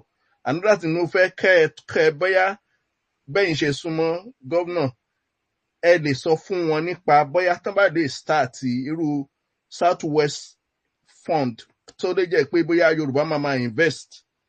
Mi ò mọ̀ bóyá ó ṣeé ṣe under the law tí Nàìjíríà ní sí o, tá jẹ́ bí sovereign fund tó jẹ́ pé Yorùbá people all over the world á lè sowó sínú ẹ̀ pé bí investment irú gbogbo project tán wò èyí sìn jẹ́ pé that foreign direct cash a ṣe é lò by the Southwest Commission fún àwọn project kọ̀ọ̀kan tó important. Ìyẹn bóyá kẹ́ bá wa jíṣẹ́ fún wọn lórí ìyẹn. Mo dẹ̀ mọ̀ pé lágbára Ọlọ́run wọ́n ti win election ilé iná, kò sí gìrìgìrì ń bẹ̀. A mọ̀ pé àwọn èèyàn wá láti jáde dìbò bẹ́ẹ̀ mọ̀ pé lágbára Ọlọ́run wọ́n máa win. Then tí mo tún fẹ́ sọ fún gbogbo wa nílé ni pé Yorùbá ẹ má wò pé Nigeria is a fair country. Wàhálà ta ní nìyẹn o. A believe pé báwa ṣe ń ronú làwọn yòókù ṣe ń ronú o. Àwọn kan fẹ́ jagbà, wọ́n fẹ́ jálé yín gbà mọ́ yín lọ́wọ́ ni. Bẹ̀yìn kàn jókòó ẹ fi wọ́n lẹ̀ ara kan náà ni wá. Wọ́n rí yín bí ara kan náà o. Ẹ jẹ́ kí yẹn wọ orí wa ká kọ́kọ́ mú yẹn dání. That is the main thing tó kọ́kọ́ ń ṣẹlẹ̀. Kì í ṣòkò ṣe bẹ̀rẹ̀ o. Because Nigeria is a country of many nations. Yorùbá is a nation. A nation ni country tó ní many nation ni ibi tí many tribe fi fọ́ọ̀mù kankan náà. Ìjẹ̀bú-Sìn, that's a tribe. Ìjẹ̀ṣà, that's a tribe. Tó bá ń sọ̀rọ̀ Ègùn, tribe kan nìyẹn. Àwórì, tribe kan nìyẹn. Ìlàjẹ, tribe kan nìyẹn. But Yorùbá as a group, we are a nation. So àwọn Haúsá náà pẹ̀lú Fúlàní a lè pè wọ́n ní nation kan náà torí wọ́n ti dàrú ń bẹ̀ yẹn, wọ́n ti dàmọ́ra wọn. Ìgbò ní nation tiẹ̀, oníkálùkù ló wá bọ́bẹ̀ ṣe máa dùn tòun. Àwa wá gbé ọbẹ̀ ti wá sí ìta gbangba kó oníkálùkù máa yọ síbí wá kó máa bù bó ṣe wù. Àwọn dẹ̀ gbọ́bẹ̀ tí wọ́n sínú yàrá tí wọ́n. Ìyẹn ni ká jẹ́ ká kọ́kọ́ mọ̀ pé. Ṣáwọn yẹn ń gbọ́ mi. Ṣé ń gbọ́ mi ṣá? Ìyẹn ni mo fẹ́ ká kọ́kọ́ mọ̀ káwọn èèyàn wa gbà. Another thing ni pé ká mọ̀ pé ọmọlúàbí òmíì pé kéèyàn ya dìdìrín o. A lè sọ pé Balógun Ọdẹ́rìnlọ òun ṣe ọmọlúàbí o, àbí Ògèdèngbé ò ṣe ọmọlúàbí o, àbí Awólọ́wọ̀ ń ṣe ọmọlúàbí o. Ọmọlúàbí mì ní pé bó o bá ṣe ń ṣe dáadáa síta, kọ́kọ́ ṣe dáadáa sínú ilé fáwọn èèyàn. O ò lè máa ṣe dáadáa síta káwọn èèyàn kébi máa pa wọ́n. Èèyàn ń ṣe ọmọlúàbí arìndì náà ń pè yẹn arìndì. Ìyẹn bẹ́ẹ̀ yẹn. Then ohun tí mo tún fẹ́ ká wò ni pé kí là ń ṣe níbi tí gbogbo wa bá wà as individual. Èmi báyìí mo wà ní position báyìí bóyá gateman tí mo tiẹ̀ jẹ́ ní company kan. Mo dẹ̀ rí pé wọ́n ń gbéṣẹ́ jáde o, ọmọ Yorùbá mélòó ni mo sọ fún bó tẹ̀ já àwọn ará àdúgbò mi, bó já àwọn ará inú ilé mi, inú compound mi. Èèyàn mélòó lèmi help as a manager nígbà tí iṣẹ́ bá fẹ́ jáde. Àwọn nǹkan bẹ́ẹ̀ yẹn kí làwa gangan ń ṣe lórí níbi tá a wà. Then ọjà tí mò ń rà, ọwọ́ ta ni mo ti ń rà. Mo fẹ́ ra búrẹ́dì báyìí, mo rí Yorùbá kan tó ń rà àti ẹni tí ò ń ṣe Yorùbá, ọwọ́ ta ni mo ti ń rà. Gbogbo àwọn nǹkan tá a lè ṣe bíi ẹnì kọ̀ọ̀kan nìyẹn láì tí ì sí pé ọwọ́ gọ́ọ̀mẹ̀ntì kankan wà nù ẹ̀ ìyẹn bẹ́yẹn. Another ohun tó ń kọ mí lóminú bí Nàìjíríà ṣe rí ni pé ó dà pé Yorùbá land fẹ́ di IDP camp fáwọn kan o. So everybody bá ti sá kúrò nílé wọn báyìí tán ti ń yọ̀bọ̀n níjọ́ Monday, ilẹ̀ Yorùbá ní IDP camp wọn. Kí ni àwọn èèyàn wa kí la lè ṣe lórí ìyẹn? Because the more tá bá ń fọkàn wọn balẹ̀ náà ń gbà bẹ̀rẹ̀ sí gbaṣẹ́ wa, wọ́n ń gba iṣẹ́. Èmi ò mọ̀ bí náà Yorùbá ṣe máa wà ní civil service ti Yorùbá land, kò yé mi, èmi ò tí understand philosophy yẹn, because Yorùbá ò sí lọ́dà places. Ìyẹn ni káwa ń tà lè ṣe individual àti bí àwọn èèyàn wa, àwọn ọba wa àti gbogbo ẹ̀ bá ṣe máa wò pé a máa kápá ara wa, máa ní ohun tá a lè ṣe tó jẹ́ pé ọ̀dọ̀ wọ̀ ní díàdì camp. Ẹ ṣe ẹ fún mi ṣé lágbára. o ọ̀rọ̀ yẹn dẹ̀ pa mí lẹ́rìn IDP camp ẹ ṣe kúkọ Ó ti ẹ di ṣe IDP camp lọ nígbà tó jẹ́ pọ́dọ̀ yín náà ni everybody ń sá wá nísìn. ṣé mo lè ààrẹ ṣé mo lè dáhùn àwọn questions kan tó ń bẹ̀rẹ̀. okay done. So Mr. Olale, very brilliant, very very brilliant questions àti suggestion náà méjèèjì lẹ kó papọ̀. The first one tẹ́ sọ yẹn nípa trust fund, I've acted on it immediately. So àwọn ọ̀rọ̀ yìí nígbà míì tẹ́ bá ní àwọn suggestion ẹ jọ̀ọ́ ẹ máa ṣe mọ̀ bá ṣe wà ń bí ẹ má yẹ tàn yín, àwọn tó wá ká nǹkan tó wà ń bí pọ̀ gan tí wọ́n fẹ́ gbọ́ nǹkan tá à ń sọ ń báyìí, kì í ṣe pé fún àǹfààní Yorùbá bí kò ṣe pé wọ́n ṣọ́ wa, wọ́n dẹ̀ fẹ́ máa mú wa, wọ́n dẹ̀ fẹ́ máa tún jí àwọn ideas wa. Gbogbo idea Western region pátápátá làwọn èèyàn kan ti jí, wọ́n jókòó tì, wọ́n dẹ̀ bẹ̀rẹ̀ sí ní, because it's a formula that's been proven to work. Dẹ̀ ní kó má copy ẹ̀, but unfortunately kì í ṣe pé wọ́n ń copy ẹ̀ nìkan, wọ́n tún pa wá lára. So one of the things they mentioned has been acted on immediately. Àwọn nǹkan tẹ́ ẹ sọ nípa ọ̀rọ̀ iṣẹ́, one of the campaigns táwọn èèyàn ti campaign tẹ́lẹ̀, Yoruba jobs for Yoruba people, all of those things, àwọn èèyàn wá ń go about it in the wrong way. Nítorí pé ẹ máa mọ̀ pé inú Nàìjíríà lè wà, Nàìjíríà dẹ̀ ní òfin. Lóòótọ́ òfin yẹn wọ́n kọ̀ọ̀kan náà ni, àwa Yorùbá nìkan la máa ń tẹ̀lé òfin ní Nàìjíríà. Àwọn ìran yòókù tó wà nínú Nàìjíríà wọn ì tẹ̀lé òfin. Inú pé wọ́n sọ wípé wọ́n náà ní federal character, ẹnìkan dẹ̀ lọ gba waiver, ó rí i pé loophole wà tíjọba ti fi sílẹ̀ wípé ẹ lè gba waiver pé ẹ rí èèyàn tó qualify tó. As a result of that, wọ́n lè waive quota system federal character yẹn. So all she did was she went in and took waiver for the federal character, and then she put 90% of her people in the job. Nígbà tí ó gọ̀, wọ́n ní tán bá fún wèrè lọ́kọ́, ó máa roko sọ́dọ̀ ara ẹ̀. But tí ọmọ Yorùbá bá wà ń bẹ̀, yóò follow federal character òun. Bí Yorùbá débẹ̀ yóò fún lépè pé ṣó fẹ́ gbaṣẹ́ lọ́wọ́ òun ni, ó fẹ́ kó máa gbéṣẹ́ fún yín, òun gbọ́dọ̀ follow federal character. Gbogbo nǹkan yìí ni wọ́n ń sọ wípé Yorùbá ronú fún. A lot of àwọn tí wọ́n wà nídìí iṣẹ́ wọ́n wà láàrin wa ń bí, kó máa já wọn jẹ lọ́kàn ara wọn. Mr. Ṣèyí sọ pé ilé la ti ń kẹ́ṣọ̀ọ́ ròde. Nígbà tí ebi bá ń pa àwọn ará àdúgbò, tí gbogbo àwọn ará àdúgbò ẹ̀ tán níṣẹ́, tẹ́pọ̀ nìkan ló níṣẹ́ ládùúgbò, ìwọ ló dẹ̀ ń gbàyàn síṣẹ́. No, ìwọ ló dẹ̀ ń gbàyàn síṣẹ́, ìwọ tó ń gbàyàn síṣẹ́ yẹn o ò dẹ̀ wò wípé ìwọ ò lè gba waiver federal character. Ọ̀pọ̀lọpọ̀ àwọn èèyàn yẹn dẹ̀ wà tán dáńgájíá, o ò dẹ̀ rí nǹkan kan ṣe sí yẹn. So dọ́wọ́ wa. Then àwọn ilé iṣẹ́, gẹ́gẹ́ bá rẹ̀ ṣe sọ lẹ́ẹ̀kan, ọ̀pọ̀lọpọ̀ ilé iṣẹ́ ló wà nílẹ̀ Yorùbá. Kí ló dé tọ́mọ Yorùbá ò ríṣẹ́ ń bẹ̀? Kí ló dé tí àwọn amòfin wa, Mr. Ṣèyí wà bí SSA ni wọ́n, bó tẹ̀ jẹ́ mídíà ni wọ́n ṣàlétí gómìnà náà. Ó gbọ́dọ̀ ní gbogbo gómìnà kọ̀ọ̀kan nílẹ̀ Yorùbá, wọ́n gbọ́dọ̀ jí gìrì láti mójútó àìníṣẹ́ àwọn ọmọ wọn. Àìníṣẹ́ yẹn ló ń fa olè àti ìwà àwọn tó ń fẹ́ ṣògùn owó àti ìwà àwọn tí wọ́n ń ṣe yahoo. Ọ̀pọ̀lọpọ̀ tí ò níṣẹ́ ló ń fà á. Gbogbo ilé iṣẹ́ kọ̀ọ̀kan tó bá wà ní ìletò yín, ẹ gbọ́dọ̀ fún wọn lófin. Wọ́n gbọ́dọ̀ gba àwọn ọmọ yín, ó ti níye percentage àwọn ọmọ yín tán gbọ́dọ̀ gbà. Federal character ò dí yẹn lọ́wọ́. by virtue of location àwọn ọmọ yín ló máa pọ̀ jù ńbẹ̀. Kí ló dé táwọn ọmọ yín ò pọ̀ jù níbi iṣẹ́? So gbogbo àwọn nǹkan yìí ló yẹ ká mójútó. Báwa ṣe wà yìí ní group wa, àwa náà ní àwọn nǹkan míì táwa náà ń ṣe lábẹ́lẹ̀. Kò ń ṣe aṣọ náà là ń sá lórùn. Ṣùgbọ́n ju gbogbo ẹ̀ lọ, every one of us, ẹni tó bá wà ní bóyá ẹ wà ní government tàbí ẹ wà ní ẹ súnmọ́ àwọn tó ń gbàyàn síṣẹ́, ẹ bẹ̀rẹ̀ sí ní query wọn. In honesty, àwọn feedback tí mo ti gbọ́ nípa àwọn kinní ni pé tí wọ́n bá fẹ́ gba èèyàn síṣẹ́ báyìí, wọn kì í rí ọmọ Yorùbá kó apply fúnṣẹ́. Àwọn ìran yòókù ni wọ́n máa ń apply fúnṣẹ́. And wọ́n sọ wípé torí pé àwọn ọmọ Yorùbá ti travel tán ni. Ṣùgbọ́n èmi sọ pé kò ń ṣe bẹ́ẹ̀. Nǹkan tó ń ṣẹlẹ̀ ni pé àwọn ọmọ Yorùbá ò kí ń gbọ́ nípa iṣẹ́ yẹn. Ara reason tí wọ́n ṣe kí ń gbọ́ la rí tó jáde sórí Twitter lẹ́nujọ́ mẹ́ta. Torí pé àwọn tí wọ́n bá gbé iṣẹ́ yẹn fún, wọ́n ti ní àwọn agencies tí wọ́n máa ń bá wọn wáyàn wá. Àwọn agencies yẹn lẹ rí tí wọ́n sọ wípé ọmọ ìlú bí báyìí làwọn fẹ́ o, àwọn ìran báyìí làwọn fẹ́ o.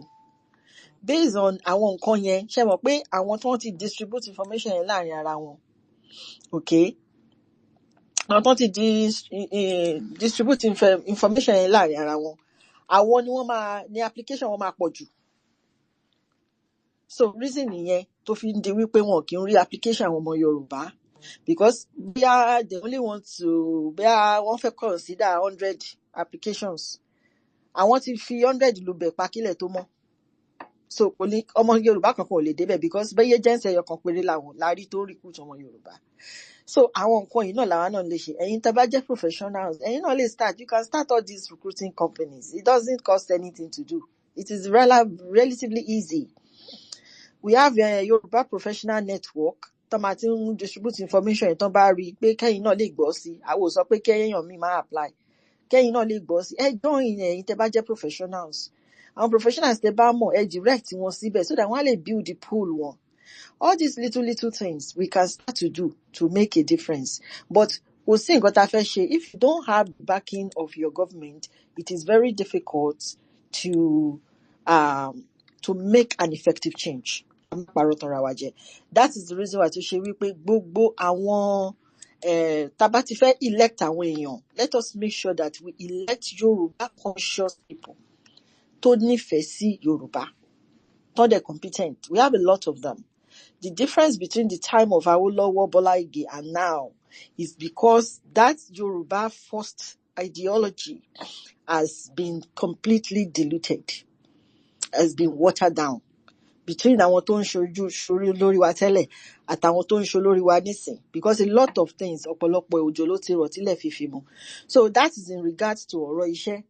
So one of the things I said is we need to start spreading the information among ourselves. Tá bá ti rí pé iṣẹ́ kan yọ, àwọn èèyàn wa náà kan join Yoruba professional organizations. There's so many of them. They need to join them and form professional. You also need to start forming it. Àwọn tó bá jẹ́ engineers, put a group of Yoruba engineers together. That is how you harness your group power. Start forming the group today. Bó ti ẹ̀ jẹ́ pé ẹ̀ ń get together, ẹjọ́ ń jẹ pepper soup àti kìíní ni. It will evolve into much more organized and beneficial group eventually. Start from there. Tẹ́ bá fẹ́ lọ bá governor sọ̀rọ̀, ẹ lè bá governor sọ̀rọ̀ as a group of Yoruba engineers. Gbogbo eléyìí tán sọ pé wọ́n ní investment tán fẹ́ ṣe ní Ondo State yìí. When you are a group, you can go. As a group, you can put your resources together. Unlike ẹnìkan ṣoṣo. This is how we can build our society back. So we have those. So information yẹn ó máa circulate láàrin group. From there, adúpẹ́ǹsì àti ní WhatsApp ti create agboolé padà fún wa.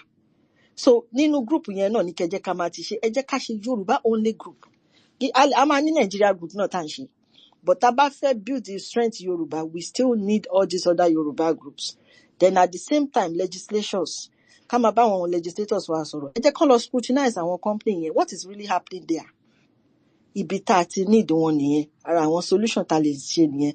Then lórí ọ̀rọ̀ pé wọ́n ń sáwá sọ́dọ̀ wa, I'm sorry, kò sí nǹkan tẹ́ lè ṣe sí. Nítorí pé òfin Nàìjíríà àti èèyàn àti màálù bọ́n ṣe kọ́ sínú constitution nìyẹn. A person and their cattle and their animals. Cattle náà rí fáàsì. àti ewúrẹ́ wọn àti àgùntàn wọn, they are by law in Nigeria go anywhere they want. Kò sí nǹkan tẹ́ lè ṣe sí. So it is in our best interest tí àwọn regions tó wà volatile tán hot yẹn tí wàhálà bẹ́ẹ̀ bá lọlẹ̀ so that wọ́n á lè fìdí mọ́lé.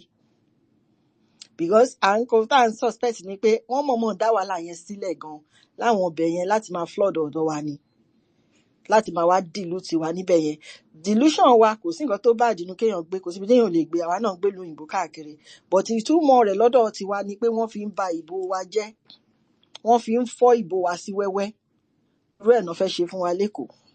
Tá a bá dẹ̀ ṣọ́ra, omi àtẹ̀yìnbọ̀gbìn lẹ́nu. Kò dẹ́yìn ṣèkó nìkan lórí bẹ́ẹ̀. Kódà Èkìtì ní number 1 place tó worst jù.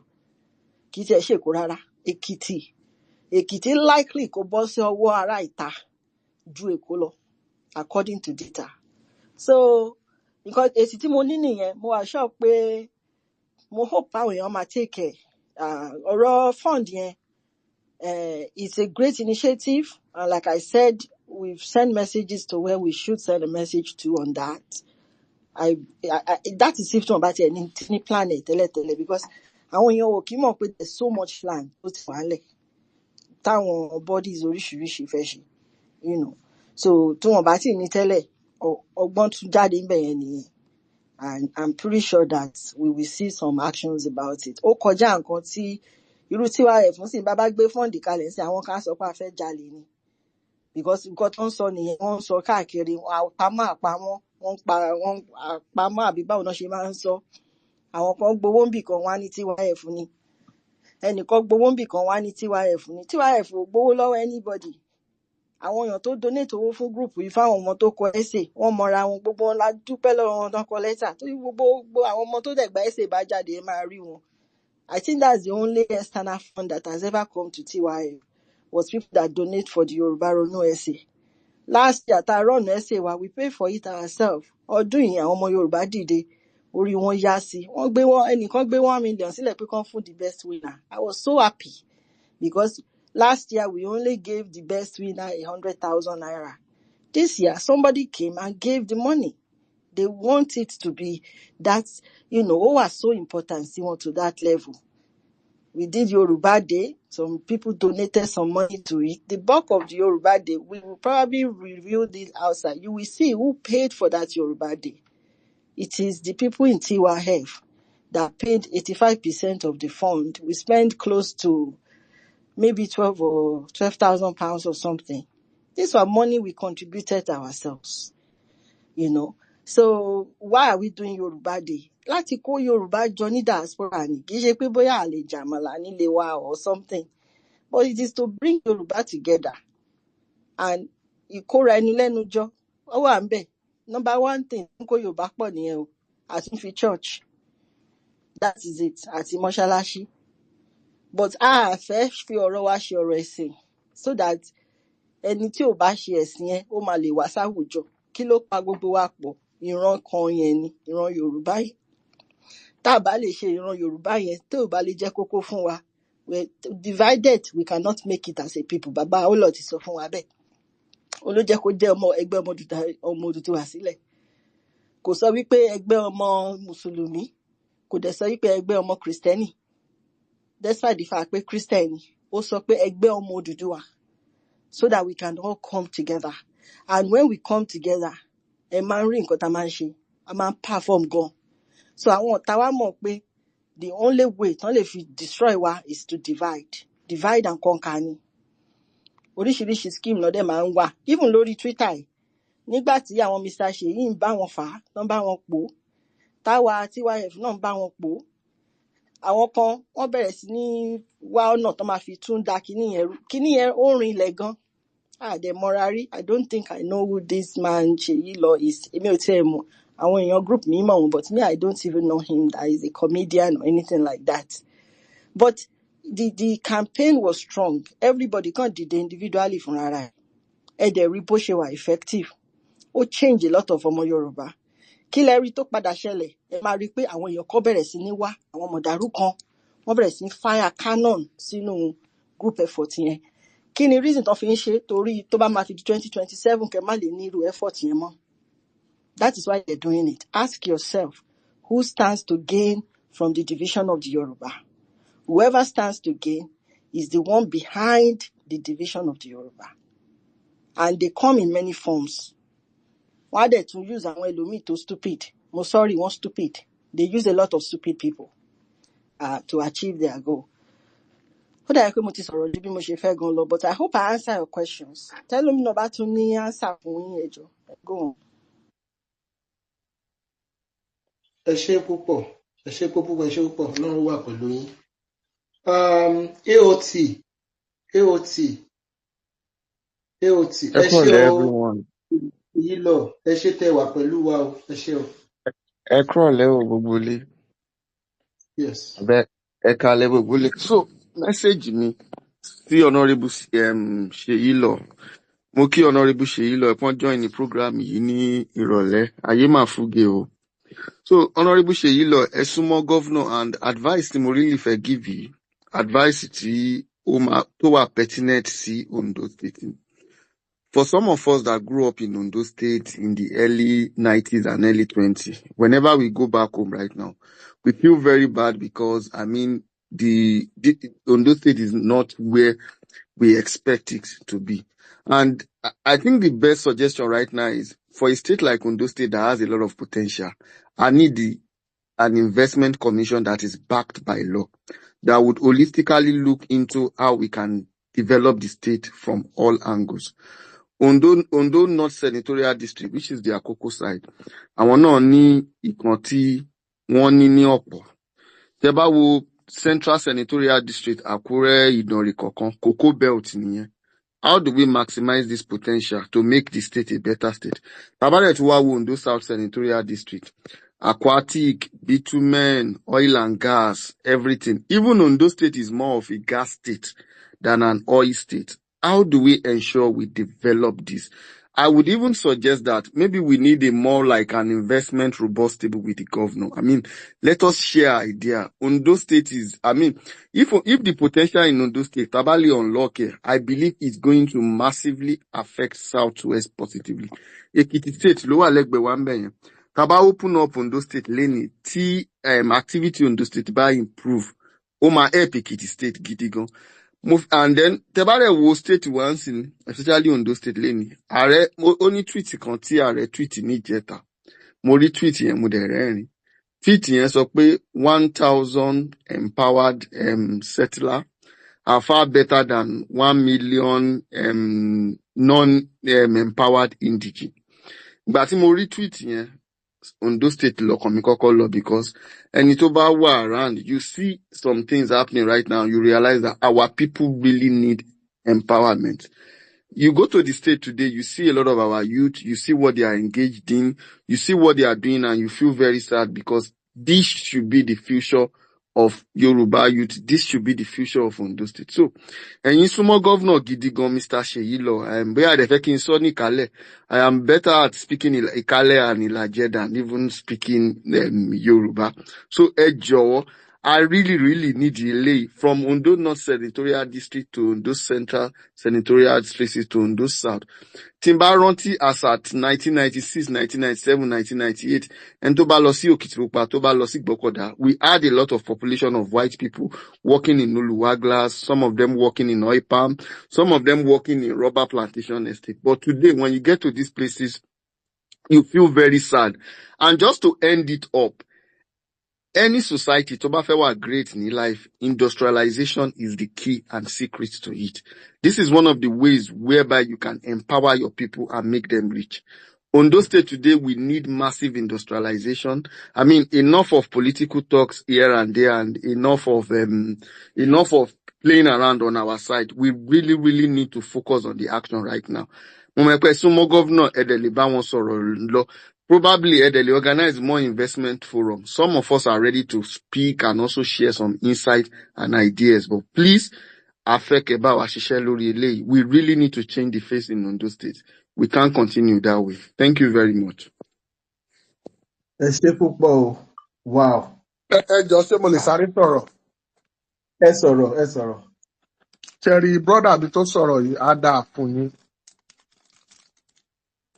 Ṣẹ̀rí láyé ìgbà kan in Ondo State, téèyàn bá lọ tó bá dé Ondo South tó bá ti ń wọlé látọ̀rẹ̀ tó ti ń súnmọ́ Òkìtìpupa wàá ti rí Nigerian oil mill. Láyé ìgbà yẹn it was a taboo láti fi ẹyin dídí jẹṣu. Epo pupa àti pepper soup la máa fi ń jẹṣu. Epo pupa tó ń jáde láti oil mill ó máa ń dán ni, ó máa ń bẹ́ lólólólóló tá máa dán ni. Ìgbà tí Nigeria oil mill tó kú ni mo tó mọ ilé tó ń sọ pé epo dì. Òun ni mo tó mọ̀ pé ìta ń jẹ ń gbà yẹn là ń pè ní ògèrè epo. Ìsí àti sẹ́dímẹ̀tì epo gbogbo ẹ̀ náà kó dán dà sínú kẹ́ẹ̀gì tá à ń pè lépo. Ìgbà olùwà glass tó ṣe wà functional. Iná láti olùwà glass kò ń jẹ́ kí iná kú lọ́dọ̀ wa yẹn. Kò kí ń jẹ́ kí iná kú. But the reality of things nísìn ó sad. Mo kàn fẹ́ fún yín ní statistic kékeré kan ni. Zenith Bank shares lénìí is just about 37 naira 50 kobo. But Presco oil shares wọn is about 485 naira. Epo pupa ni wọ́n ń ṣe o. I think truly we need to create an investment group. Lóòótọ́, tó bá jẹ́ epo nìkan, if it's only palm that we want to get land for, to produce and, refine and all that, we would not make a mistake in that Ondo state. Tó bá tún jẹ́ investment on producing sandpaper because of the kind of sand tá a ní Ìlàjẹ and Ẹsẹ̀ Odò. It is another wonderful business. How about coconut? We don't even have a cold press production company níbẹ̀. So there is a whole lot that we can do if we come together. Ara àwọn nǹkan tó wà lọ́kàn mi nìyẹn. And the truth is the state cannot do it alone. The state cannot do it alone. If there is a way we can come together to source for funds and decide on one thing that we want to do, and using our opportunity of being close to the government to get the necessary approval and go to work, we will not regret it. We will not regret it. Lots and lots of potentials, and there is work to do. And we won't achieve much if we begin to look, eléyìí ò ń ṣèlú tèmi, owó la fẹ́ make you, àwọn èèyàn wa ló dẹ̀ máa benefit ẹ̀. And imagine doing this kind of thing and we now have a functioning seaport and a coastal road. Tó bá ṣe coastal road yẹn tó gba Ondo State, we have loads and loads of swampy area for rice plantation.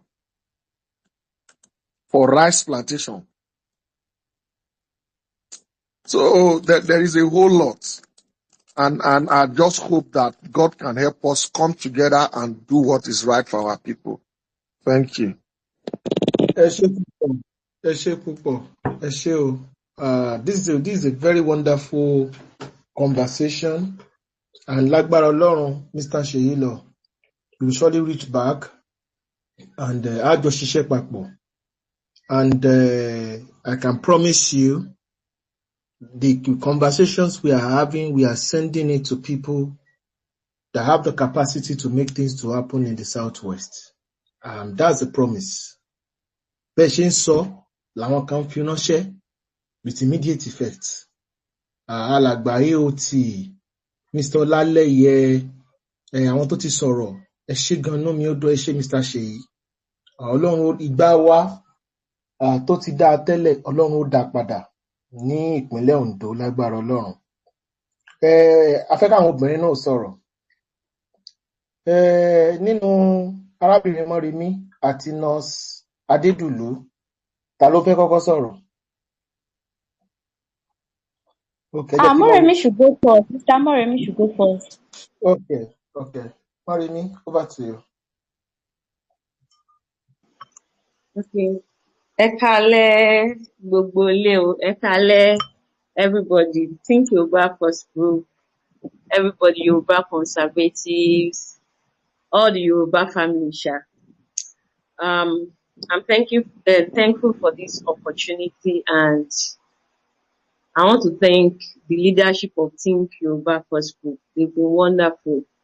Ẹ ti ṣe iṣẹ́ yín ó ti lọ far. Like I can tell, because I think I started following Think Yoruba First very well last year, and that was after the presidential election. I used to be somebody that really, like, we grew up living with the Igbos, living with everybody, and we believed we were one. We believed that, like we were thinking the same way until last year. That was the first time, really, I've been hearing stories, stories that come out with one-off stories and all that. But last year was when I really knew what was hatred, envy. I could see it as in droves, like heaps. I've never experienced that kind of thing. So I was like, where is this coming from?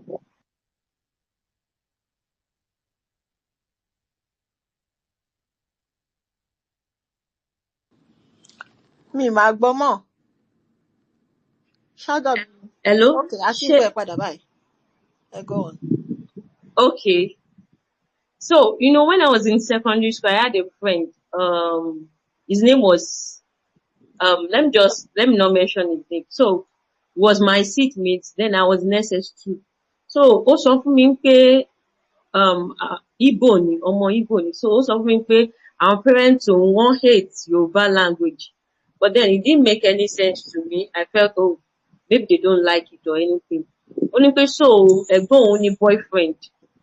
Ó ní nǹkan táwọn máa fi ń trick àwọn parent òun tẹ́gbọ́n òun bá fẹ́ lọ rí boyfriend ẹ̀ ní pé àwọn máa sọ Yorùbá nínú ilé tó máa pa ọkọ ẹ̀ pé ẹ̀ ń ta o. Ó ní òun dẹ̀ máa sọ lójú àwọn parent òun, because òun mọ̀ pé they will never learn Yoruba language, they will never understand it because they hate it. Then I wasn't alarmed. I didn't even feel that it was a bad thing, I just felt like probably it was normal. Maybe somebody don't like your language, but so also pé later it was that last year. The moment so there are really people that hate Yoruba language. There are people that they don't like. Only for man pé I don't speak that forsaken language in my house. So pé táwọn bá ti sọ Yorùbá máa ní don't speak that forsaken language. But then it didn't make any sense to me. But it was last year. Then I started seeing everything, the stories,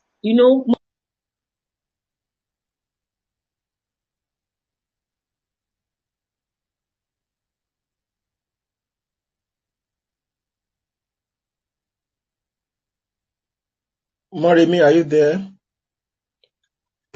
Yeah, everybody. Can you hear me? Yes.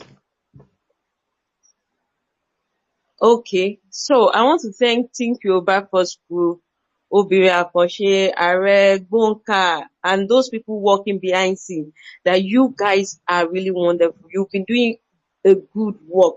Like, you've invested your time, your energy, your intellect, everything, and it's working. As in, you really are working the dormant side of us, the dormant, Yoruba in us, because we're almost losing our identity. Then, it was like, I'm a Nigerian. I don't even think Yoruba first. I started thinking Yoruba first last year. I used to think, I'm a Nigerian, we are one. I'm thinking as a Nigerian. Yoruba was not my identity. Although I knew I was a Yoruba girl, but it wasn't that. In fact, I used to be somebody that I used to love Igbo language. I'm a Christian, so when we worship, this Igbo song, I used to ask my Igbo friend to interpret. Till now, I still have Igbo friends, but now I understand how Nigeria works. That we are not one. We are not one. Now I think Yoruba first. So now, when I go to the market, when I go to market, I just buy from. Now I deliberately try to buy things that.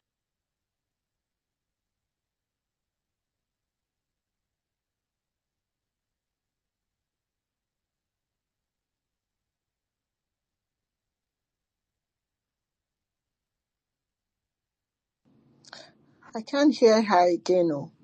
We lost you. We lost you, Yeah. Maureen. I think our signal is poor. Can you hear me now? We Yes, can hear yes. you now. Okay. So I said before, like I used to believe, I was a Nigerian before Yoruba. I don't think Yoruba first. I used to think Nigerian first, like, I'm a Nigerian. Yoruba wasn't even my identity. I knew I was a Yoruba girl, but I don't even think like, Yoruba first, Yoruba this, Yoruba that.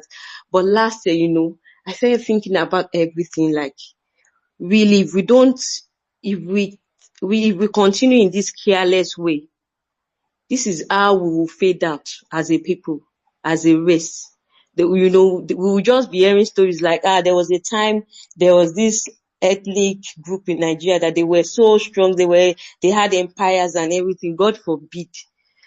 So now I think Yoruba first. And I used to tell people I'm tribalistic. When I tell people, they will be angry. I said, you don't have to be angry. Tribalism doesn't mean anything bad. It means I have a strong loyalty and allegiance to my own ethnic group. So why are you bothered? Why are you angry? Would you want me to have strong loyalty to your own ethnic group? No, it's not possible. And I believe me, I don't hate Igbo people, but people overstep their bounds in Nigeria.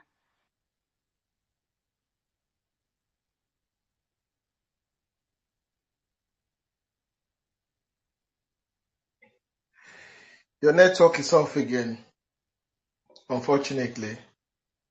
Morini? Okay. We have just 30 minutes to round up. And I will ask, we have Dr. Rotimi has left. Okay, no, Sadidulu. I will start timing so that we can finish in the next 30 minutes. Morimi will be waiting for you when you are back. I think Moremi's summary is that our Yoruba identity does not, it doesn't take away from our Nigeria identity. Yes. That is the summary of what she was trying to say. Now she's more aware of her Yoruba identity. She's proud of her heritage. And at the same time, she's a proud Nigerian. I just think we need to put her speech in perspective for people that may not fully understood what she was saying. And thank you for thinking about Yoruba, traders when you are purchasing your goods. Because at the end of the day, if you don't buy from them, if they will go broke, and then they will be out of the market, and then they'll be begging on the streets. And we don't want that anymore in Yoruba land. Thank you. Thank you very much. Queen Sadidulu, over to you. Yeah, good evening, everyone. Think Yoruba first. Good evening, sir. And so our brother Sheyi Lo, my mentor, my fan. I mean, my great boy. Say Kale, sir. Good evening, sir. Mo inú mi dùn pé ẹ wà ní space lẹ́ni yìí because mo ti ń wo bí mo ṣe bá DM yín because I feel like celebrity. I mean, somebody they might not reply you or something. I hate it. I don't like something like that. Even damn small. So I respect people's boundary and all. So, space lane. So I was like, let me just use the opportunity to talk to you before I can DM you because after this space, I'm going to come to your DM bóyá bẹ́ẹ̀ fẹ́ bí ẹ̀kọ́. And Mr. I'm coming. Ewoti wọ́n I'm coming. ti I'm coming. No, Sadidulu. yes sir. Mr. Shiyido, are you there? Oh, Yes, But I'm here.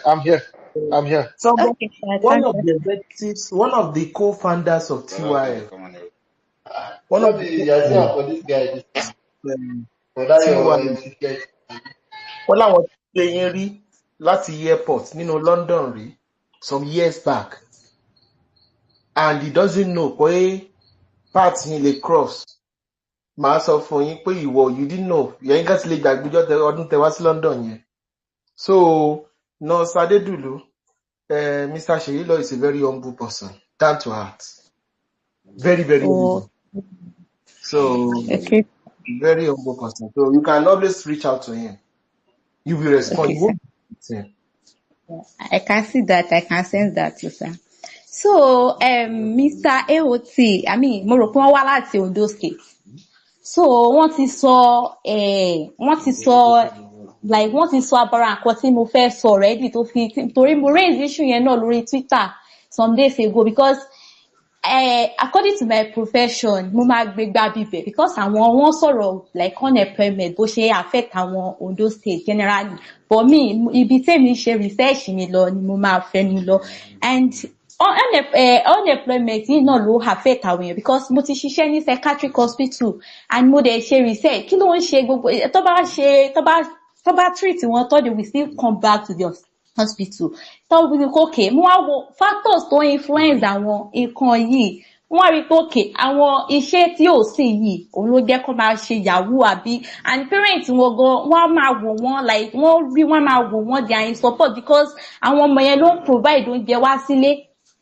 I don't know if you understand me. Ẹ jọ̀ọ́, ẹ máa fi ọwọ́ mo fi ohun kékeré gbé owó ẹ̀jẹ̀ bá fọwọ́ àgbà gbà ẹ jọ̀ọ́. I don't know how I want to explain it. So mo wá rí pé unemployment yìí ó fa majority àwọn kankan tèmi rí ní kíní because this unitary system is not actually favouring Yoruba at all. And mo kọ́ wá wò pé okay kí ni mo kàn wá lè ṣe. That's why mo wá come mo wá rò nípa ti training center tó wà bíbá training center training center tó wà ní Ìlaramọ̀kì tó ń kọ́ sí bíbá wọ́n á lọ bẹ̀ ní about 4 days ago bóyá kan train àwọn youth àwọn tó ń ṣe tí parents wò lówó rán wọn lọ school because actually the country is actually hard now, very very hard. Mo rán àwọn kọ̀ọ̀kan lọ sí school, it's not everybody I'm going to train in school, and mo dẹ̀ ti kúrò school mi owó salary tó fún mi ò lè rí gbà bẹ́ẹ̀ yẹn mọ́, mo ti graduate. So mo á ní okay kí ni mo lè ṣe, I have to go to that training center, and on getting there wọ́n sọ fún mi pé there is no equipment for tailoring, fún anything training center náà pé wọ́n ní pé wọ́n train civil servant, wọ́n train àwọn tailor, wọ́n train àwọn mechanic, wọ́n train àwọn engineers, maybe àwọn computer all this thing. Kò dẹ̀ sí anything, the building is just there, very fine, the structure, the compound very beautiful, but nothing is there. I was like wow. So even though we told the council set ma. So with the way mo sọ pé okay ká tó help our youth yìí so that immediately tó bá kúrò ní bóyá psychiatric hospital wọ́n lè máa throw wọn sí ibi wọ́n máa fi wọ́n síbi iṣẹ́, and àwọn èèyàn tó bá jáde from secondary school tẹ́ pé wọn ò ní rí tí parents ò ní rówó tètè rán wọn lọ university, they can go there kan ríṣẹ́ kọ́ iṣẹ́ ọwọ́ tọ́nà bá dẹ̀ bless Ondo State bí àtọ́ bá ṣe ń jáde they can be giving them maybe machine or something. Irinṣẹ́ tó máa fi ṣiṣẹ́. So gbà tí mo débi bẹ̀ there is nothing there, nothing at all. So that's why tí mo fi put on WhatsApp níjẹta tí mo fi tag yín àti lucky our governor pé a máa rí solution náà bẹ̀rẹ̀ títù wá bí ẹni ẹ respond mi actually ń gbà ẹ̀bùn I didn't know ẹ lè gbàgbé because ẹ ní a lot of things ẹ máa ṣe. So 31 bí by lálẹ́ I was like I need to speak on kí tún remind yín again, and that apart ọ̀rọ̀ ti psychiatric ó ti lọ, ọ̀rọ̀ ti unemployment ó ti lọ. Then mo ṣe research lórí our hospital here, our state hospital here, Jesus sir, mi mọ̀ nǹkan tá a lè ṣe sí o. The hospital standard is not okay at all. Normally, me, I don't like mo fẹ́ apply fún internship nsìn. Mo rí opportunity ní Lagos. Me, I don't like the lifestyle of Lagos. Yes, the place is okay, fine. Or me, I don't like the lifestyle. But I have to stay back. Mo lọ book, mo wá ní okay, let me do it in Ondo State. Mo wá rí pé torí within Ondo State láti ṣe posting wa during school days mi, wọ́n rí pé the place is not conducive. Táyé pé à lè rí bí sùn, àwọn student nurse ò ní rí bí sùn, àwọn ọ̀gá wa go rí bí sùn, not to talk of the student nurses. So the place is not actually okay. Nígbà tó bá gbé patient wá sí hospital, patient tó ní àìsàn tẹ́pá tún máa kó àìsàn padà lọ sílé ẹ̀, that's nosocomial infection. Wọ́n á gbé ẹ̀fọn, wọ́n á máa jẹ̀yàn nínú hospital. I don't know. The hospital standard is not even okay. I'm coming. So into what you saw talking about is the hospital standard ní Ondo State. Yes. Yes, for state hospital is not okay in Akure. It is a general thing kò ń ṣe Ondo State nìkan, but I'm very sure pé Ọlọ́run á jẹ́ kí during this period the health sector in Nigeria needs a total revamping, and torí ẹ̀ ni mo believe with Mr. Seyi ń gbọ́ mo fẹ́ káwọn èèyàn sọ̀rọ̀ torí a ní some announcements láti ṣe. We have some announcements to make. So ẹ jẹ́ ká tètè move on. So ẹ jẹ́ kí Mr. Seyi ó respond. Ṣé gbogbo question yín nìyẹn? Yes, but training center yìí ló wà important on how to get the equipment. Kan ṣáàlì ká lè mọ̀ bá ṣe train àwọn youth wa, and the training is not basically for Ilaramoki alone. It's generally for Ondo State youth. Okay. So yes, sir. Mr. Seyi. Hello, ṣé ń gbọ́ mi? Ṣé ọdún center yẹn sà? Ṣe rí training center yẹn, mo ṣe rí post wọn lórí training center yẹn ni. I saw her post and I think I responded. Mi ì sí ní Àkúrẹ́ right now, mo wà ní Àbújá. Mo dẹ̀ ti sọ pé ọjọ́ tí n bá padà wá sákúrẹ́, mo máa wá ọjọ́ kan kí n lọ sí ibẹ̀ yẹn. Ọ̀dọ̀ kò sí ní under portfolio tèmi, bẹ́ẹ̀ mo kàn fẹ́ lọ síbẹ̀ ni kí n lè document ẹ̀, kí n dẹ̀ inform àwọn tó bá wà ní in charge, you know. Torí pé kò sí under portfolio mi ò ní ìpè mi lè lọ kí n dẹ̀ ṣe kí n kàn dá sí, kí n dẹ̀ wo bíbẹ̀ ṣe rí, kí n dẹ̀ sọ nǹkan báyìí ni wọ́n ní, this is my observation, kí n dẹ̀ kọ́, mo lè kọ́ as a memo and send it to the governor. Kò yé yín, and even involve the person who is in charge of youth empowerment. Ṣọ́rọ̀ mi yé yín, so that he can take that up. And in terms of àwọn state hospital, ẹ mọ̀ pé in government a ní hierarchy. Ìyẹn wà under commissioner for health. And I know that despite the fact that our governor right now was a deputy governor, gbogbo wa la mọ̀ bí ọ̀rọ̀ deputy governor ṣe rí ní Nàìjíríà. Gbogbo wa la mọ̀ bọ́rọ̀ deputy governor ṣe rí, and him becoming the governor is actually right now, because the last budget that was submitted wasn't this governor's budget. But that doesn't mean that they can't accommodate certain things because of priority and all those stuff. So I believe that after this election, certain things will be done differently, which is true. Certain things will definitely be done differently, and I know a lot of people in the government that are really working hard. To get personal fund wọn gan ná, you know, based on kí gbogbo nǹkan kó má bàjẹ́ kó tó di pé wọ́n wá release the budget fún àwọn kìíní yẹn. So I'm really hopeful that from next year things will take a different outlook entirely. So ẹ jẹ́ ká a lè sọ pé ká máa ní sùúrù náà. Let's be hopeful though. Let's be very hopeful. And if you have anything, once you write and you tag me and you send it to me, trust me, èmi náà kọ. Nǹkan báyìí báyìí ni mo gbọ́ o. Ẹ jẹ́ á ṣe nǹkan sí. I will always send according to what I've received. ẹ ṣé púpọ̀. Thank you. Ẹ ṣé. Ẹ ṣé. Okay, Mọ́remí. thank you very much, sir. Sir, do I still need to DM you, Mami? Can you remind Má me worry, the message, right, sir? No, you can DM. DM me. When you know the funny thing, the day you did your is this story in, I was almost going to come. I wanted to come and surprise you at Elizabeth, but it was Lara quite Mokia, unfortunate. Lara Mokia. Elisa the Yes, now University. it When was. you don't say later.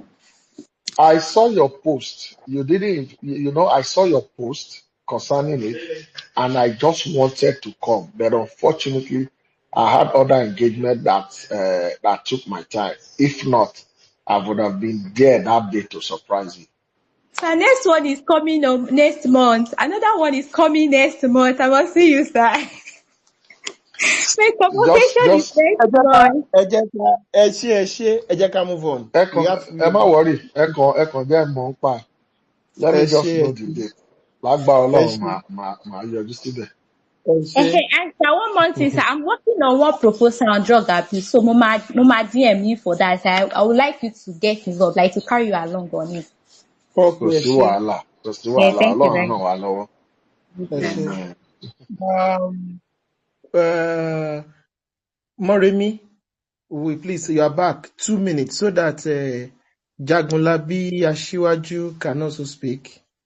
Torí a ti ń wrap up. Okay, thank you, Are. Eshe. Please, can you hear me? Yes.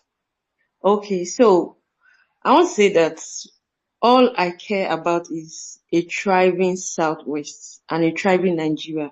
And how can we achieve it? Bí Ààrẹ ṣe sọ síwájú ní pé working as a group instead of working in isolation. And that is what we mostly do in Yoruba land. Oníkálukú máa máa ṣe tiẹ̀. People with so many selfish agenda. Until we come to that realization that we need to work as a group and channel our course, that is when we will begin to experience a thriving Southwest. And we need to improve our income. So, I would like to implore the Think Yoruba First group. I know you've been working behind scenes, you've done so many things, but maybe you really need to help us talk to the Southwest Development Commission, the Dawn Commission and all that, how to improve household income. Because in Yoruba land now, you see so many youth engage, we have so many youth doing nothing.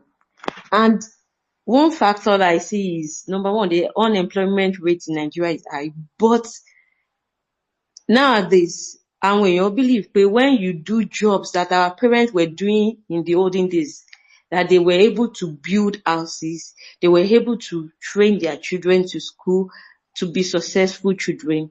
Àwọn èèyàn ti abandon it. People think that until you start knotting tie, that is when you'll be successful. Until you start working 9 to 5. No, there are so many opportunities, businesses. Although business is not easy, but some people are still making it in business, entrepreneurship. I used to tell 1 people minute. that. Can you hear me? Only 1 minute. Okay, so I want to talk about the employment, to help us, for the youth, for Yoruba people to look around how we can get ourselves employed so that we can increase our household income, so that we can improve the welfare, the socio-economic welfare in Yoruba land. And also, most importantly, empowerment of Yoruba women, especially in politics. Although there are Yoruba women active in politics, but mostly roles women leader and all that, which is good. But because women are good managers. So when you put women in top position, we can see women leading in Nigeria, especially Yoruba women, owning good companies, and they are making success out of it. So we need to empower our Yoruba women. And I used to tell people, this is my conclusion. I used to tell people that in Yoruba land, tá bá pe àwọn obìnrin, tá bá empower àwọn, especially in politics, all these fights that we are still fighting, let me tell you something, is because I think really get our Yoruba women, our mothers involved. When the mothers are really involved in this cause to preserve Yoruba land, then you will see how it will be easy, how everything will fall in line. One, grassroots politics. You see all those market women, àwọn ìyá tá máa ń fojú parẹ́ because we think they are not educated. When they are empowered, imagine going to the market and empowering them with little amount of money, be at 20,000 to boost their petty trade. Obìnrin, they go far.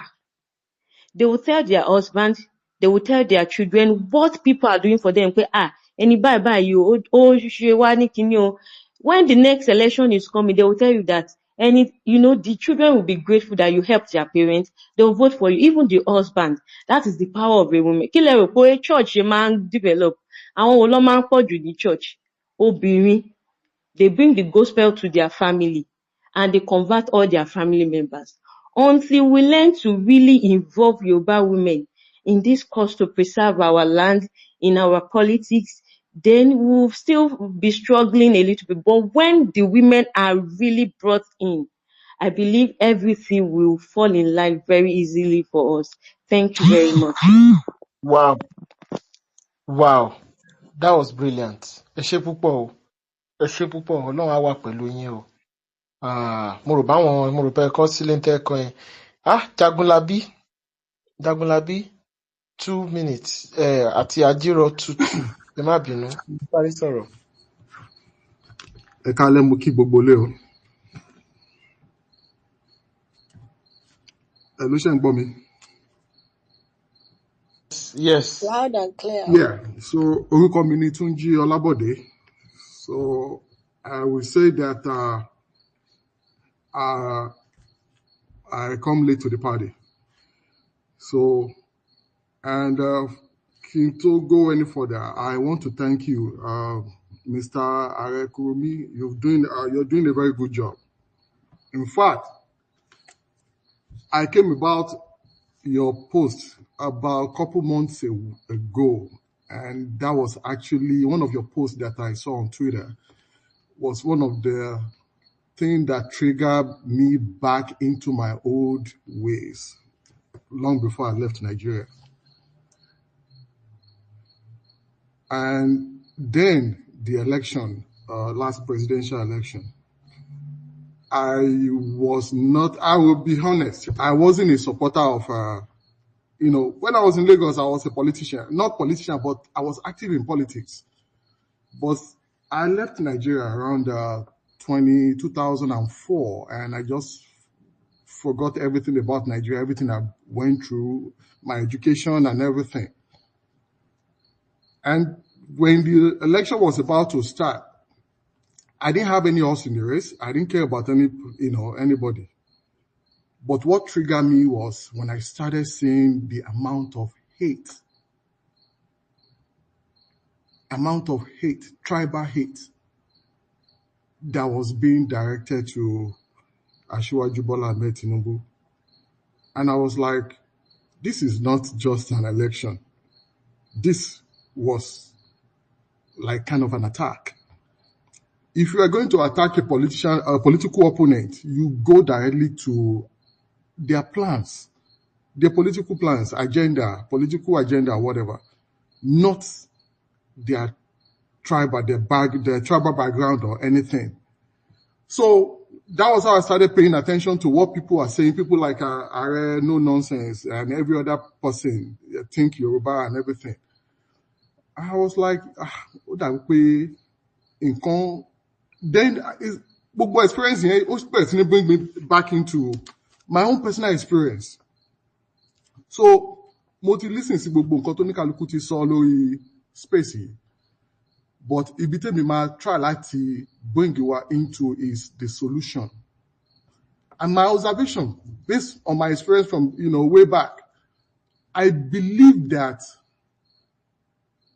Yoruba people are the most marginalized when it comes to education in Nigeria.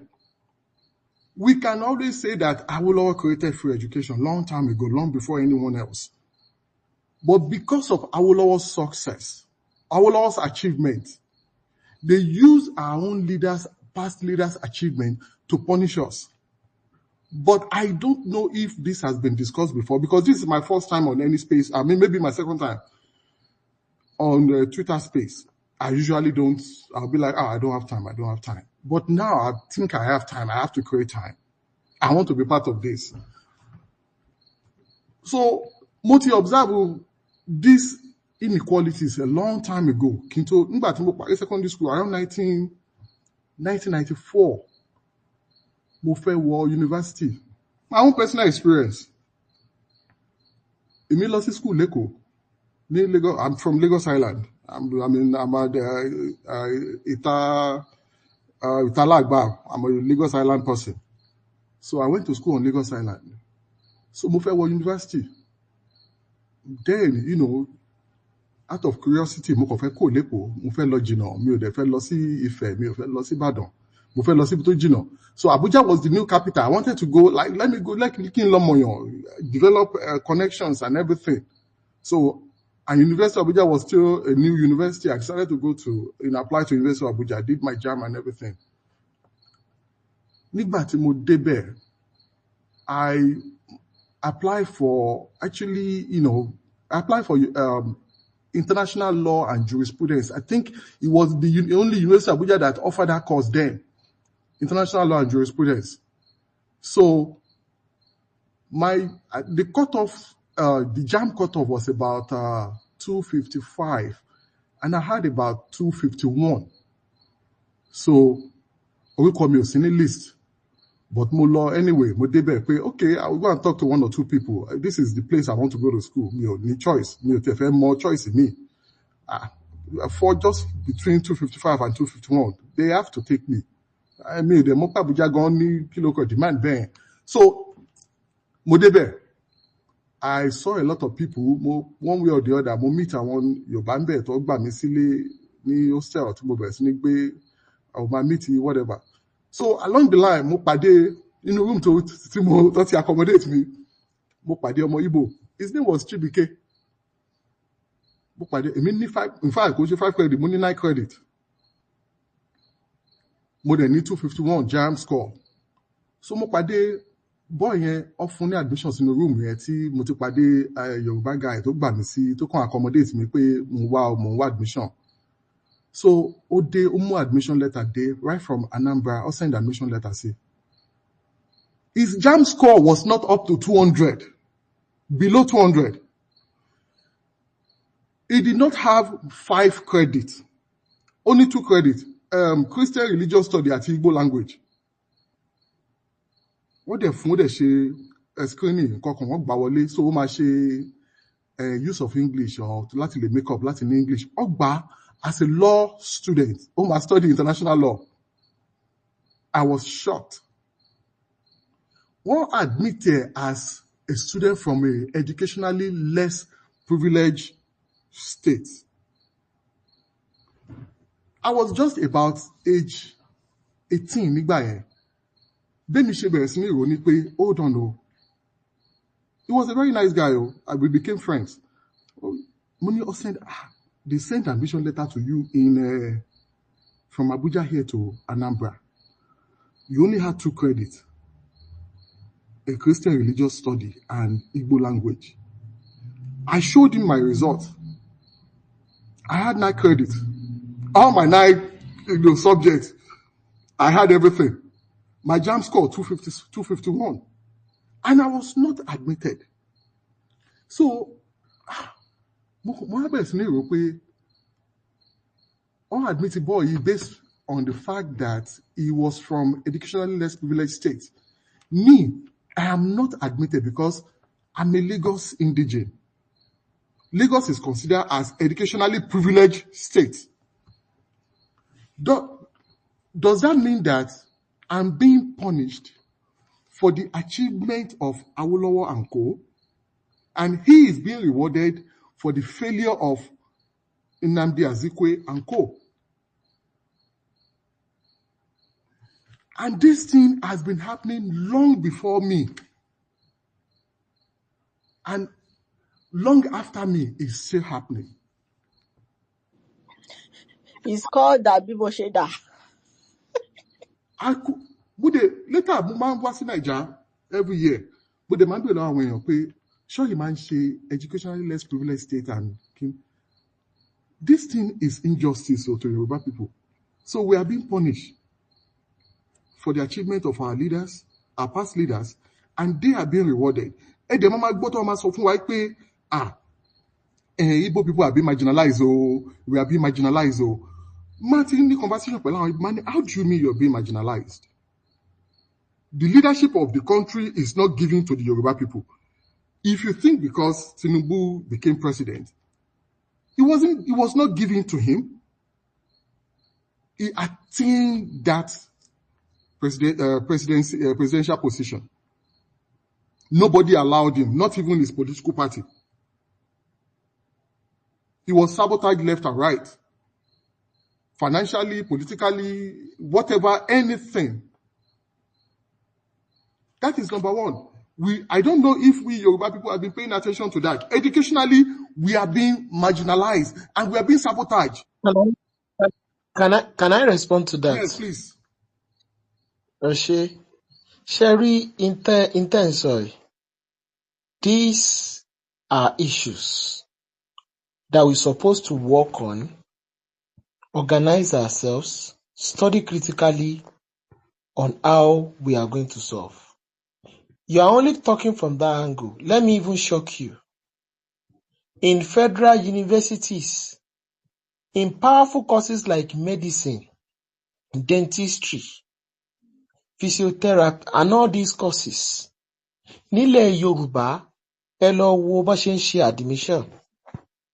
Our people suffer before they get, if not for private universities.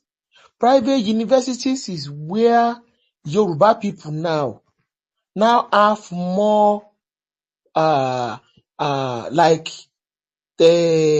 now have more edge to produce more doctors, nurses, pharmacists, medical laboratory scientists, physiotherapists. Before, in the Southwest, I don't know what's happening. A lot of slots is now, we don't have the opportunity to study those courses. And those are the courses, doctors, medicine, physiotherapists, dentists, lawyers. Those are the people that are going to develop your society, the ruling class, natural middle class in the future. So one way or the other, we just find out that even when you go to the University of Ibadan, go and look at the people there in these campuses, in these prestigious courses. So what's going on? Thank God if not for private schools, universities, we would have been in trouble in the Southwest. We would have been, ṣùgbọ́n wàhálà tó ṣẹlẹ̀ in 10-20 years cannot be solved in 2 years. Mo fẹ́ ká tètè wrap up. Mr. Jiro Tutu, ẹ jọ̀ọ́, 2 minutes. Ẹ máa wrap up. Kí sáré sọ̀rọ̀ kan. Ṣé rí nǹkan tí Mr. Jagunlabi sọ yìí? Nǹkan tó fi quota system kan create ni. Ní Amẹ́ríkà, àwọn èèyàn kan máa ń fẹ́ sọ pé it's the same thing as affirmative action. But nǹkan tí mo fẹ́ fàyọ ni pé kí lẹ mọ̀ táwọn Amẹ́ríkà ṣe sí lawsuit upon lawsuit. Lawsuit upon lawsuit. 2 years ago, wọ́n dethrone affirmative action o. Kò sí nǹkan tó ń jọ yẹn mọ́. But ní Yorùbá land, èèyàn mélòó ló ti sue federal government pé law yẹn wà discriminatory? Bóyá la fi máa rẹ́yọ kan tàbí méjì. So ara àwọn nǹkan tí ó yẹ ká máa ṣe tá a gbé group wa kalẹ̀ fún táwọn èèyàn kan fẹ́ bàjẹ́ nìyẹn, because it's a threat to them, because nǹkan tó máa fọ́ orí wọn nìyẹn. So Mr. Jagunlabi, that's the answer to your question. No, those questions you are asking. More disagree a little bit. Affirmative action. I live in New York. Affirmative action is different from what we are doing in Nigeria. In Nigeria, situation is deliberate. Deliberate in the sense that it is affirmative action. You still need to qualify for you to be a student of that school academically. Yes, But in yes, Nigeria, it's true. you can only you can study law with 2 credits, your Igbo language and Christian religion study. Whereby in of Sherry, Lagos, you have to have maths, English, literature with 2 other credits for you to study law. yeah. Sherry, the same approach ni. Sherry topic yìí àti Sherry, I live in the US as well. Mo dẹ̀ máa ń sọ fáwọn èèyàn pé yàtọ̀ sí affirmative action, but the same thinking. Ó ní wọ́n fi factor ẹ̀. Difference lélẹ̀, USA lè afford affirmative action. Wọ́n jẹ dúdú lógún, wọ́n kó wọn lẹ́rú, wọ́n fìyà jẹ wọn. Yorùbá ò kó anybody lẹ́rú nínú Nàìjíríà. Kò sí reason fún wọn láti fà wá sẹ́yìn fáwọn kan. Láti máa gbé wọn lórí. It's just a system that was designed, just like you said. It is to punish all the work Awolowo did. Nísìnyí tẹ́ bá lọ wo data ń sìn, kò sí margin yẹn mọ́. Gbogbo àwọn èèyàn tó ń sọ pé wọ́n wà backward yìí, why they are still saying on paper yìí pé wọn ò ní graduate tó wà, wọn ò ní kíní tó wà. Wọ́n ti ní jù wá lọ. That is a fact. Ṣebí Statistics wọ́n publish data lọ́jọ́ wo ni? So kò sí reason fún wọn mọ́ láti máa lo gbogbo àwọn quota system yẹn fún admission mọ́. Kò sí reason mọ́. But tá a bá challenge it, it will remain like that for a very long time. Ẹ ṣé. Ẹ ṣé púpọ̀, ẹ ṣé púpọ̀. Ẹ má worry, Mr. Jagunlabi, ọ̀rọ̀ ṣì máa lọ. Mr. Jiro Tutu. Yeah, ẹ kálẹ́ gbogbo èèyàn mú kí n. Ibi tí mo ti ní interest nínú mic ni ibi tí Mọ́remí ti ń sọ̀rọ̀ lórí ọ̀rọ̀ language and the thing yẹn. Now, mo fẹ́ share nǹkan tó ṣẹlẹ̀ sí mi. So, and why am I sharing this is that kó lè jẹ́ moral fáwọn èèyàn because àwa ti wà àwòrán wọn both online and offline. And if that Amade, it doesn't mean that because I need a favor from you, I have to throw my people under the bus. When I mean by people, I mean Yoruba people. I got a job, so ní section between motivation, I work mostly with these Igbo people. And then, so... Ẹ má dárúkọ ẹ̀yà kankan ẹ jọ̀ọ́. Okay. I work with these people. Thank you. I work with these people. Let me say that. So Ntoje Ogawa is not even from the south. So one sort of there's this man of 40 years old. So Baba Ekole, and we other from Yara. You know, we have this kind of 15 years. Or from Yara, other married, maybe because he's the firstborn. So Baba Ale ni ento ma foju jo. So this man was not saying, some people are like that too. One so where and come better pay they are old and they are still living with their parents and things like that. And guess what? One guy, in Federal Guyamo, who was all over near. The person that initiated that talk said some people in your economy. But this guy now said, Yoruba Abi. That man now said yes. Say they are like that. Guess what? Right on the spot, I pick it from there. Now what am I saying is that when the man saw that, I told him that I won't swallow it. No, he shouldn't mention it. That if I say something against his own ethnic now, is he gonna like it? The man said, you are right. And henceforth, at that point in time, I won't take something like that. So at the joint NC, which you are NC, AG, the person that I'm working with go directly, that will work hand in hand at work. Because he's from these other people that you mentioned later. So for communication purpose, we speak English. That even some people when they come will say, well, I want to put Yoruba in me because I just have to let things flow. But when people come, maybe somebody from the outside and maybe that person speaks Yoruba to me, it might haunt me, because over the bank, you want to be over just alone and be Yoruba. Umadelo, sorry, Umadelo. But when you speak English, I return it back in English. So man, but because I'm the only Yoruba among them. Man so Igbo, but community me. If me believe me to have anything against me, to have they want me because me Igbo. Wrap up in 1 minute. So thank you. So so èmi de kere mo ti god wọn tó bá tin sọ de wọn tèmi mi nda sí wọn mama ṣe ko tèmi lọ ni ṣùgbọ́n tí wọn bá dé tó bá sọ pé ẹ ká son bí o kíní kan tí máa dá wọn lóhùn bẹ́ẹ̀ but ẹni bá ti wá lọ tán máa sọ fún mi pé yẹn ṣé mi mọ̀ pa mi méjìlá jọ wà ńbẹ̀ mo ń jẹ́ kó máa yín pé wá ṣé ìwọ o ìgbà tẹ́yin tí wà táwọn yẹn bá ń sọ èdè yín bíbá èmi ò ń sọ̀rọ̀ but when I speak my language to other people you get infuriated. So ó ti must stand mi So I just want to kó lè jẹ́ moral, ẹ má chicken out ní pé torí pé kinní kan kò kàn yín. When they want to speak their language, if they don't want to hear my language, they should go to their region. So period. Ẹ ṣeun. And then one more thing, ṣe rí àwọn secondary school wa yẹn, àwọn parent wa, ẹ máa fà ọmọ sí public school. Ṣe rí private school tẹ́ ń fi wọ́n sí yẹn, ó ń kówó lọ. The time that we're in kò sówó ń gbòòrò. Public school is one of the best school o. I'm telling you, especially Lagos State is one of the public school I attended public school. And I can tell you, even lab wagon, man furnish a lot of shares and everything. All for anyway when I was in school then. So for more public school. Ẹ ṣeun. Thank you so much. That was a fantastic that was a fantastic submission. And I think we will start talking about it. While Yoruba parents must take their children to public schools in Lagos. Even I also went to a public school too in Ibadan. That's fantastic. Firstly, we would like to say a very big thank you to everybody that participated in today's Yoruba Rono program series. We had to talk about the organization, a brief history of what the organization is all about, what we do, and I also want to say we collaborate with different organizations. Now, Think Yoruba First, if you go to our website, www.thinkyorubafirst.org, we have an official collaboration with Dawn Commission. We have a working relationship, like a MOU, with Dawn Commission. We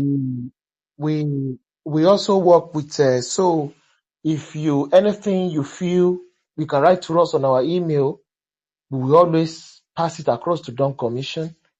Hopefully, we are going to bring Dawn Commission to also come and speak to us on this platform, by God's grace.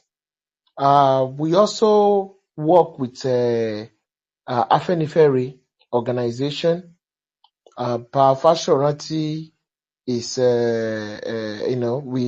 work with Afenifere, and the TYF is, we take mentorship from a lot of Afenifere leaders. So we are Aberewa ni Okunidi. And so if you want to say why exactly are these people? So we are not just operating on, so we are not a Twitter group. We are not a people working in isolation. We are working with our elders. That is why you see the way we conduct ourselves. We are always very careful. We cannot act irresponsibly. We cannot behave irresponsibly. We cannot talk irresponsibly. Like I said, election is over. By 2026, things are going to get hot. Before 2026, before things get hot, I need as much as possible láti prepare ká make sure pé we are organized and we behave appropriately. I also want to say this. Based on people's suggestions, we've gotten a lot of both informal and formal requests as regards to the organization. How do we join Think Yoruba First? How do we join Think Yoruba First?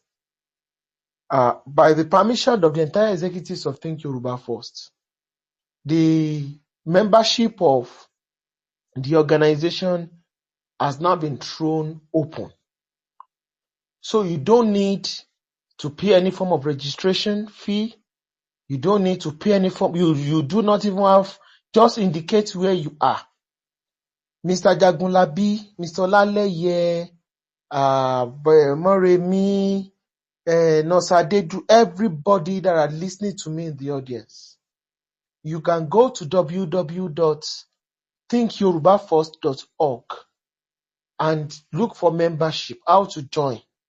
Membership is free, where you are going to get access to libraries, our updates, a lot of things we do. You are going to get access to a lot of resources on that website, because what we want to, and a lot of things, activities we are doing.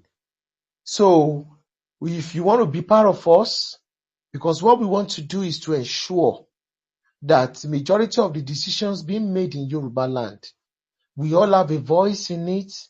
we have the mentorship. Ṣé mọ̀, kò sẹ́ni tó perú àwa yìí wípé wá dá sọ̀rọ̀ Yorùbá, àwa la rin ìrìn wa àdèmọ ìyà tá a jẹ ká tó dọ́dọ̀ àwọn bàbá. And that's why I don't support we talking anyhow to this táwọn bàbá yìí. We are just going to support them in what they are doing. So please, if you want to be part of us, you want to be part of Think Yoruba First organization, go online, www.thinkyorubafirst.org. Mi mọ bọ́n ṣe ń attach iṣẹ́ bó school làwa bọ́n ṣe ń attach kìíní yẹn sí òkè. Ààrẹ, ẹ jọ̀ọ́, Eh? ẹnìkan message me proudly Yorùbá Ronú. He said it's been years from the beginning. He would like 2 minutes to talk. And I don't have a co-host, so I think there's some people you are not seeing. If you can, please give him a minute after you finish talking, Ejo. Okay. Yeah. Èmi ò rí wọn ṣá. So ẹ Yeah, ṣé I púpọ̀. mean, I don't know. Can you send me co-host invite, Ẹ sọ please?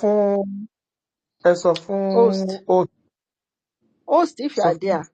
I'm not sure that host is going to soon by. Okay. So ẹ jọ̀ọ́ ẹ wá join wa ní Think Yoruba First. The form is so fantastic. Just fill it, put in your details, and indicate where you are, and we'll be happy to have you on board. All your ideas and everything, and let's do this work together. Ẹ jọ̀ọ́ nítorí Ọlọ́run, we don't want to continue. Ṣé mọ̀, àti ìṣe nǹkan kan, àwọn kan ti fẹ́ mọ fojú, wọ́n ti ń fẹ́ fún wa lórúkọ tá bàbá àtìyá ò sọ wá. Wọ́n ti ń pè wá lórúkọ tí bàbá àtìyá ò sọ wá, in order to destroy what we are doing. So we need to be organized and we need to be formal. So please, the website is www.thinkyorubafirst.org. I will also put it on my handle. I will also ask people to put it on their handle. Please join us. Put in your details, register with us, and while we continue to bring in a lot of people, we are the people we are the ones that are going to do the job. Kí ni age Awólọ́wọ̀ nígbà t'Awólọ́wọ̀ bẹ̀rẹ̀ sí ní túnlẹ̀ Yorùbá ṣe? Kí ni age Gowon nígbà tó jẹ́ president in Nigeria? You are not young. Don't say you are 21, 22. Àwọn bàbá ló máa ń wà l'Afẹ́nifẹ́re. Your voice can be heard.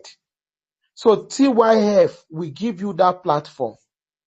Please, I beg you, input your friends and family. And we don't want to discuss our structure publicly, but I can tell you, whether you are Yoruba of Kogi, Yoruba of Ogori Magongo, you have a place. We will be looking forward to receive your applications. You'll be given a membership number, and it's a fantastic system. And our different coordinators all over the world, where they will surely reach out to you. Ẹ jọ̀ọ́, we have to do this together. Ẹ má ní pé àwọn kan ló ń ṣe. Please, ẹ lè ní better ideas gan ju àwa gan lọ tá a wà ń bíbá yìí lọ. This is the high time. We've been doing this thing for years, and I think this is the high time to open up so that everybody can come on board. Every Sunday, a máa ń ṣe Awólọ́wọ̀ book reading club. Àwọn ìyá mi ti wà lórí bíbá ṣe pé Mr. Ṣeyílọ náà fẹ́ sọ̀rọ̀ kan tó lọ. A máa ń ṣe Awólọ́wọ̀ book reading club. In Awólọ́wọ̀ book reading club, we read books, history, Awólọ́wọ̀, gbogbo ìwé t'Awólọ́wọ̀ kọ, historical books about West Africa, politics. They do it 4 p.m. to 6 p.m. every Sunday. Every Sunday. So if you want to participate in it, èmi náà máa ń wá sínú bẹ̀yẹn, mo wá máa ń gbọ́, màá jókòó sí audience ni, where we have a lot of our youth, mostly university students and young people. They read books, they discuss the books, they discuss the cogent thing, they ask questions in order to have a reading culture. If you are wondering, you also want to know history, but you don't have the money for books, go to www.thinkyorubafirst.org. www.thinkyorubafirst.org. We have a library. Ìwé tó wà ń bẹ́ẹ̀ lè kà tán lọ́dún kan, lè kà tán lọ́dún méjì, lè kà tán lọ́dún mẹ́ta, and we have a vision in order to ensure that in the next couple of months or years we have 1,000 books of different disciplines from law to humanities to philosophy to history and the entire Awolowo book. Nídìí kẹ́ ẹ fowó ra ìwé, àwa ti ṣiṣẹ́ yẹn fún yín. Just go there. It's an open source. Go and read as many books as possible. And if you have soft books that you can give us, please DM me. We need as many books as possible. Ọlọ́run á dẹ̀ ràn wá lọ́wọ́. So please, if you are abroad, if you are at home, you want to join Think Yoruba First, go on there and put in your details. www.thinkyorubafirst.org. You are going to see where you need to put it.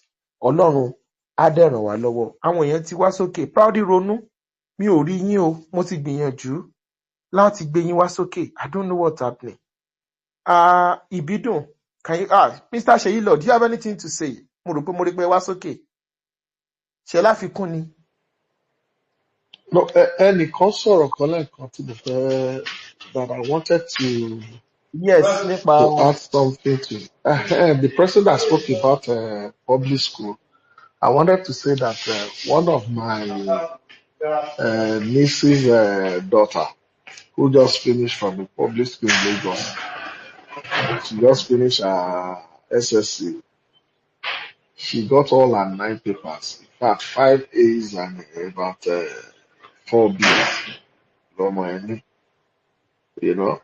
So pé public school dá yẹn, ilé kan yẹn, àsìkò kì í ṣe àsìkò yẹn la wà sí o. Ọ̀tọ̀ ni tí ìwé ń sọ ń sìn. And Lagos State is not lagging behind.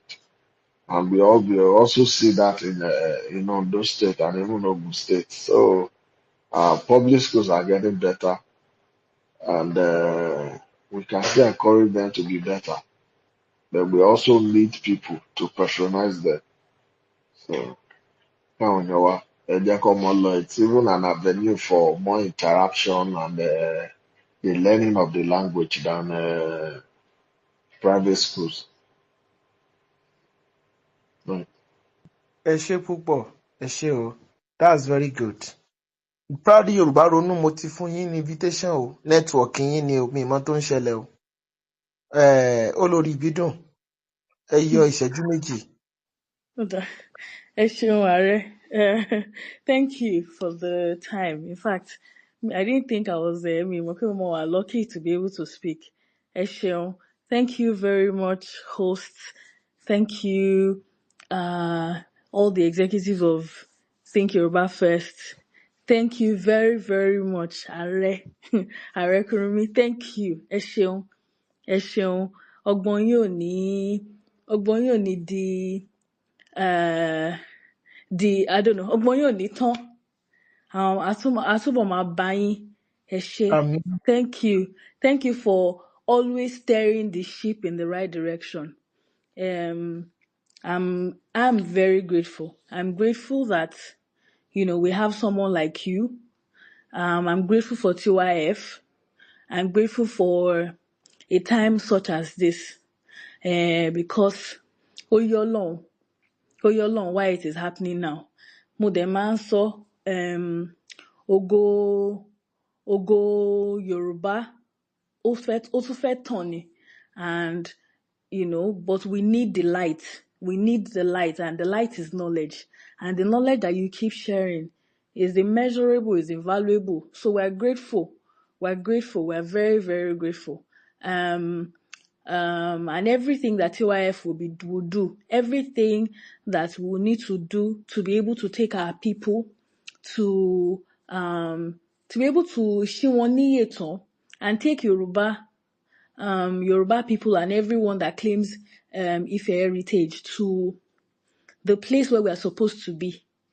Ọlọ́run á gbé wa débẹ̀. Ọlọ́run á gbé wa kọjá ibẹ̀ lọ. I'm so grateful because I didn't listen completely because I was in and out. But Sherry or especially this whole marginalization that is happening, especially with our education, is deliberate. It is deliberate and it is devious. It is happening seriously.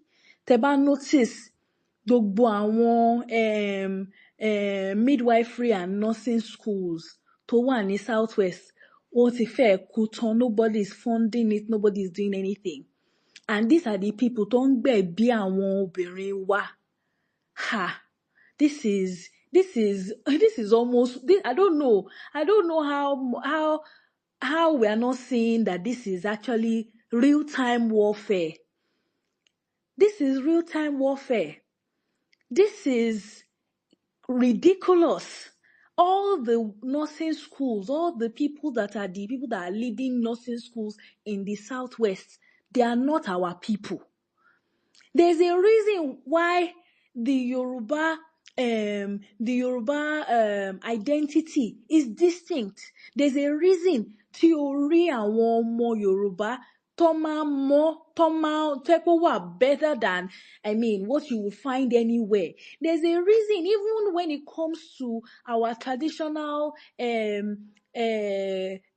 circumcision process for male children and things like that. There's a reason why people are coming to this part of the world to study how we do it.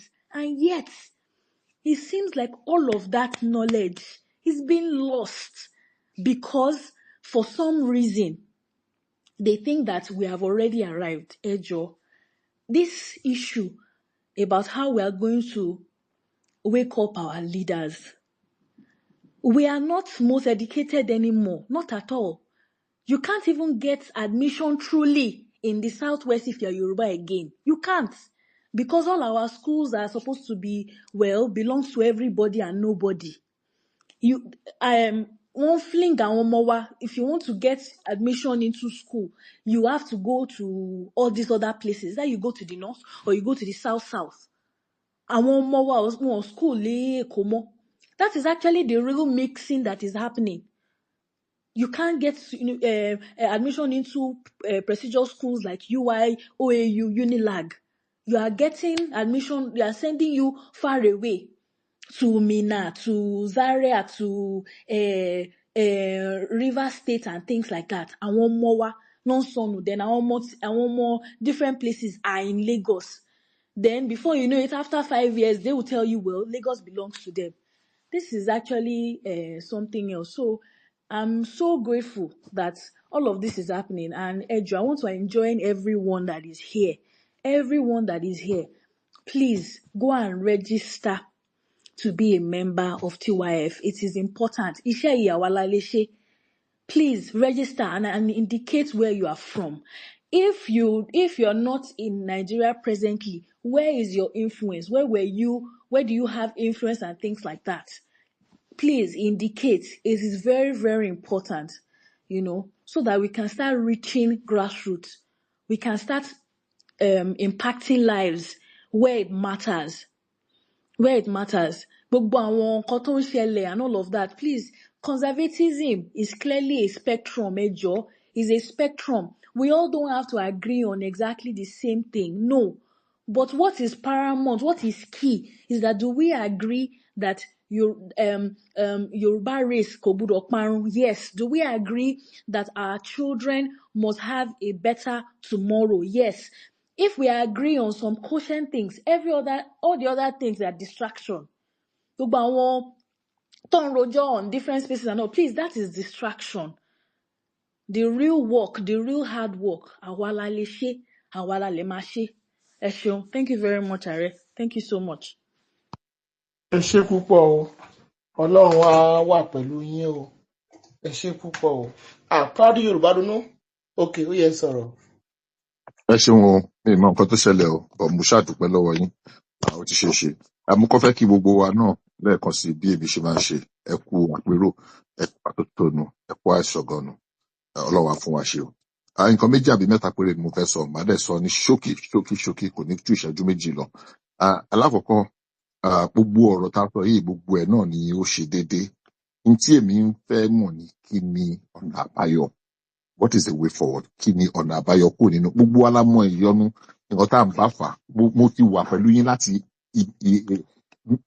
ìṣẹ́jú àkọ́kọ́ tẹ́ ti bẹ̀rẹ̀ ìṣẹ́jú mi lẹ ṣe bẹ̀rẹ̀ báyìí mi mọ nǹkan tó dé tí request mi ò fi come true láti first minute mo ti wà pẹ̀lú yín àmúdẹ̀gbọ́ wo nǹkan tẹ́ sọ àwọn ọ̀rọ̀ tẹ́ sọ ó ṣe kókó the only thing tí máa kàn sọ ni pé ẹ má bínú mi ò fẹ́ yájú ẹ̀kan gbà tí kókó tó ẹ ti gba àsìkò tó pọ̀ jù ni pọ̀ gbogbo ọ̀rọ̀ yẹn náà lè ṣe kókó so but torí ìjọ mi ọ̀gbẹ́ni ẹ̀gbọ́n wa àbí àbúrò àbí ọ̀rẹ́ wa Ṣèyí lọ lọ́wọ́ máa fún ẹ ṣe gbogbo bí a ṣe ṣe ọ̀rọ̀ yẹn ní ìgbà tí òṣèlú yẹn ń bẹ̀rẹ̀ gbogbo ẹ̀ la rí ẹni tó bá máa lékè Ọlọ́run máa gbé lékè náà ni so bọ́lọ̀ ṣe ń gbé ẹ lékè Ọlọ́run máa gbé ẹ lékè lọ síwájú ni òní rẹ̀yìn o ní regret lórí gbogbo nǹkan tó ń ṣe àwádẹ́ kò pé very close near in the future ipò tó tún ju special assistant lọ Ọlọ́run á fún ẹ inú òṣèlú yìí náà ni so that because I know you have a lot to contribute and God will give you the grace to be able to do it.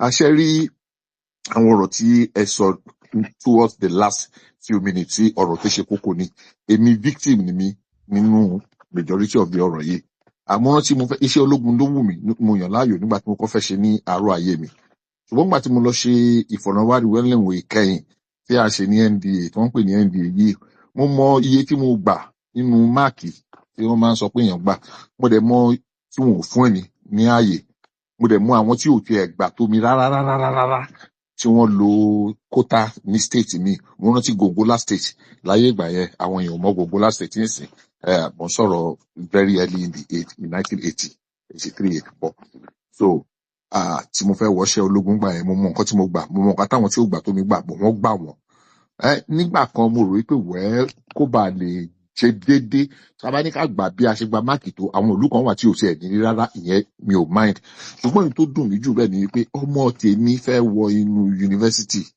ní Port Harcourt in 2005 yes 2004 2005 ó sì gba máàkì dáadáa òun ò fún kí ni wọ́n sọ pé ṣẹlẹ̀ wọ́n ní wípé Ọ̀yọ́ state kò kí ṣe catchment area ní University of Port Harcourt kí lẹ mean ìgbà tí mo lọ ṣe ìwádìí University of Ibadan catchment area is nationwide University of Lagos catchment area is nationwide University of Ife catchment area so kí ló wá dé tí ẹ pé University of Port Harcourt kò wá catchment area kí ni ẹ dùn mí gan ọmọ yẹn ó pàpà wá lọ sí private universities ní kí ló ń pè ní Covenant nítorí bẹ́ẹ̀ ni pé so ọmọ tèmi ò lè wọ University of Port Harcourt ìlú tí mo ti gbé tí mo ti ń sanwó orí for more than 10, 15, 20 years as at that time but ọmọ tí yín lè wá sí Ìbàdàn University of Ìbàdàn ó lè wá sí so ibẹ̀ yẹn tí mo ti rí wípé ọ̀rọ̀ yìí ó ń fẹ́ àmójútó yẹn àwa àmójútó láti gbà yẹn àsìkò àti mójútó ló wá ń tó yìí ní tó dẹ̀ ṣẹlẹ̀ náà ni pé nǹkan tó tanná ní ọdún tó kọjá yìí tí mo fi padà sí ìdí ìbéèrè mi nìyẹn kí ni ọ̀nà àbáyọ tá a bá ń sọ̀rọ̀ yìí a ti ń sọ mo ti ń bá yín pàdé sìn Hardly Yorùbá ronú. yes ma. Ààrẹ bàbá ṣe fẹ́ dáhùn question ẹ̀. ẹ dáhùn màá láàrin ìṣẹ́jú kan ẹ má rí màá fẹ́ kẹ́ dá mi nù màá láàrin ìṣẹ́jú kan ẹ má ṣe ọ̀nà so n tí èmi fẹ́ ká mú láàyò ká mú ní ọ̀kúnkúndùn nísìnyí wípé kí ni ọ̀nà àbáyọ kì í ṣe torí àwọn ọmọ kò sí nǹkan tẹ́mi fẹ́ jàǹfààní mọ́ báyìí o bọ́ àwọn ọmọ tó ń bọ̀ lẹ́yìn àwọn kan wà láàrin wá sí wọ́n ṣẹ̀ṣẹ̀ ń yọrí ni àwọn kan ti ń kẹ́rù sọ́kọ̀ ọjọ́ sì ń lọ ilé ọ̀tún fẹ́ máa ṣe láyé mọ́tò àmì ìjọba ti but àwọn tó ń bọ̀ lẹ́yìn kò gbọdọ̀ máa continue kíní kan ò lè ṣẹrú iná bàbá ò ní ṣẹrú kí ìran ọmọ tó máa ṣẹrú àwa ti jẹ́ victim nǹkan tó wà nílẹ̀ àti sacrifice because we were liberalism àti kíní kan gbogbo òyìnbó tẹ máa sọ yẹn mo respect àwọn tó gbóyìnbó àwọn àtàgbọ̀ náà kọ́ lọ fún wa ṣe but kí ni ọ̀nà àbáyọ torí pé kíní ò gbọdọ̀ máa rí bẹ́ẹ̀ lọ mo ṣe àtẹ̀ránṣẹ́ kan sí àwọn gómìnà wa àwọn kọ̀ọ̀kan wà tó mú wa lọ́mú tó ká wa lára tó yẹ ká mójútó wọn nítorí pé tí kinní kan ó bá dégbò kinní kan là ń ké sí àwọn kan wà tó yẹ ká kíyèsí àwọn ọmọ wa àbúrò àwọn tó wà lókè ọ̀yà pé àwọn ọmọ àlùmájírì àwọn tí wàá gan tí wàá fẹ́ burú jù bẹ́ẹ̀ lọ́sìn wọn ò kọ́ṣẹ́ yanjú wọn ò kéwú wọn ò kàwé kí la fẹ́ mú so èmi fẹ́ fi ìpèníjà sí àárín Think Yoruba First committee at the Congress kí ni ọ̀nà àbáyọ, báwo dẹ̀ ni gbogbo wa ibi kòówù tá a lè wà tí a lè máa ṣe tá a lè jọ dáwọ́ pọ̀, wọ́n ní àgbájọwọ́ la fi sọ̀yà, kí ni a lè ṣe in our own bàbá mi contribution to make bàbá this mi thing be a bàbá reality. mi Yes ma, yes sir. wọ́n ní iyán ti di àtúngún ọbẹ̀ ó ti di àtúnṣe. Ibi báyìí bẹ́ẹ̀ ni pé àwa ṣe lecture ni, àwa preach ni, àwa ṣe sermon ni, a dẹ̀ wá báwọn èèyàn sọ̀rọ̀ ni. Ṣùgbọ́n àwọn èèyàn báwọn kan náà báyé Yorùbá ṣe rí jákujàku yìí, inú àwọn kan ń dùn bẹ́ẹ̀, wọ́n fẹ́ káyé wá rí báyẹn. So torí ẹ̀ la fi máa ń ṣẹ́nu kù níta gbangba. Ẹjọ́ ìwà ṣé ń gbọ́ mi, ọ̀rọ̀ ti kọjá ṣẹ́rí kò ń ṣe Mo ń gbọ́ yín sà, ṣe mo ń gbọ́ yín sà, mo ń gbọ́ yín dáadáa sà, àgbọ́yé. ní organisation kan wà ní tán pè ní àpéjọpọ̀ ọmọ Yorùbá tí Mr. Adétáyọ̀ very wonder comrade mi náà ni wọ́n lọ́wọ́lọ́wọ́ tí wọ́n táwọn múra sí ni pé gbogbo ilẹ̀ àwọn ọba nílẹ̀ Yorùbá ní organisation tí wọ́n ń tọ̀ káàkiri and self preservation làwọn náà preach very very vibrant and very very very young gbóná gan ní títí wọn nìyẹn. Títí wa náà àwa náà ní tá à ń ṣe. Ṣé rí kinní oníkálukú ló máa gbé torí a gbọ́dọ̀ ṣe ẹrú nílẹ̀ wa. A dẹ̀ ti rí pé wàhálà ti dé. Àwọn ọmọ wa ti yàyàkuyà mọ́ wa lọ́wọ́. Àgbàlagbà gan ti yàyàkuyà. Ìta ń sọgun òyí ọ̀pọ̀lọpọ̀ mọ́. Ṣé understand? Nǹkan Yorùbá is for everybody, is for nobody ni. Bẹ̀tí nǹkan àwọn ẹ̀yà míì is for themselves alone. There is a problem. Yẹ àti di ìfẹ́ sọ pé bútíkọ̀ ní Yorùbá ti di. Everybody ti sọ wá di customer ní Nàìjíríà. Àti di customer gidi, customer dáadáa gidi ní Yorùbá. Oyè mi àgbọ́yé. Kò lè last o. Sórí pa àti di customer dáadáa. Òun everybody fi rò pé nothing rí pété tó máa ń sọ pé a fẹ́ yẹ kí state of origin kan replace ẹ̀ pẹ̀lú state of residence. Àwọn tó ń sọrú ẹ̀ Zamfara, Kano, Port Harcourt, Sokoto, Borno, wọn kàn tágẹ́ẹ̀tì wọn ní Ọ̀ṣun, Èkìtì, Kwara, Èkó, Ọ̀yọ́. Ṣé understand? Ibi tó bá dé tí Yorùbá tí ì bá ṣe pé bí 2 years ago tí a bá ń discuss nǹkan báyìí lẹ́yìn táwọn ẹ̀yà yòókù ní inú yàrá ọ̀kùnrin tí wọ́n ti gbé chair tí wọ́n fẹ́ mọ dictate future Yorùbá fún yín. Ayarí mọ́ wọn lọ́wọ́ ni pé tá a bá ń sọ̀rọ̀ wọn ò bí dákẹ́ wá máa sọ̀rọ̀ ń bẹ̀ ẹ kúrò ń bí. Lóyún kálukú fi lọ jókòó kálukú fi máa yá rẹ̀. Ẹ darapọ̀ mọ́ wa www.thinkyorubafirst.org. Register. We are going to organize this. Ṣé ẹ gbọ́ mi? Ẹnu kọ́ la fi ń sọ. Àgbọ́yé mò ń gbọ́ yín. Àgbọ́yé. Ẹnu kọ́ la fi ń sọ. We work day and night. And ọ̀rọ̀ yìí bí tí Mr. Ṣèyí lọ sọ, everybody must participate. À ń ná owó, à ń ná ọ̀rá. Ṣé ẹ rí gbogbo mindset pé ká máa bẹ̀rù àwọn olóṣèlú wa? We should be able to talk to our senators and tell them what we want. We should be able. Ṣé ẹ mọ̀ rí sí táwọn olóṣèlú wa fi máa ń sá fún ọ̀pọ̀lọpọ̀ àwọn èèyàn wa? Wọ́n máa ń believe pé tẹ́ bá lọ kànlẹ̀kùn wọn, ẹ fẹ́ lọ tọrọ owó ni. Ẹ̀rí yẹn sọ.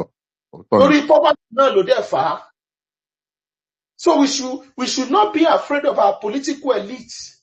Ṣé bẹ́sẹ̀ ṣe nọ́mbà wa jókòó SSA Ọ̀yọ́ state mi ò lè rí.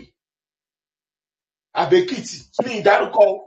Ẹ dákun mo fi owó àtọmọdé yín lẹ́nu mo fẹ́ sọ nǹkan kan ẹyọ kan péré.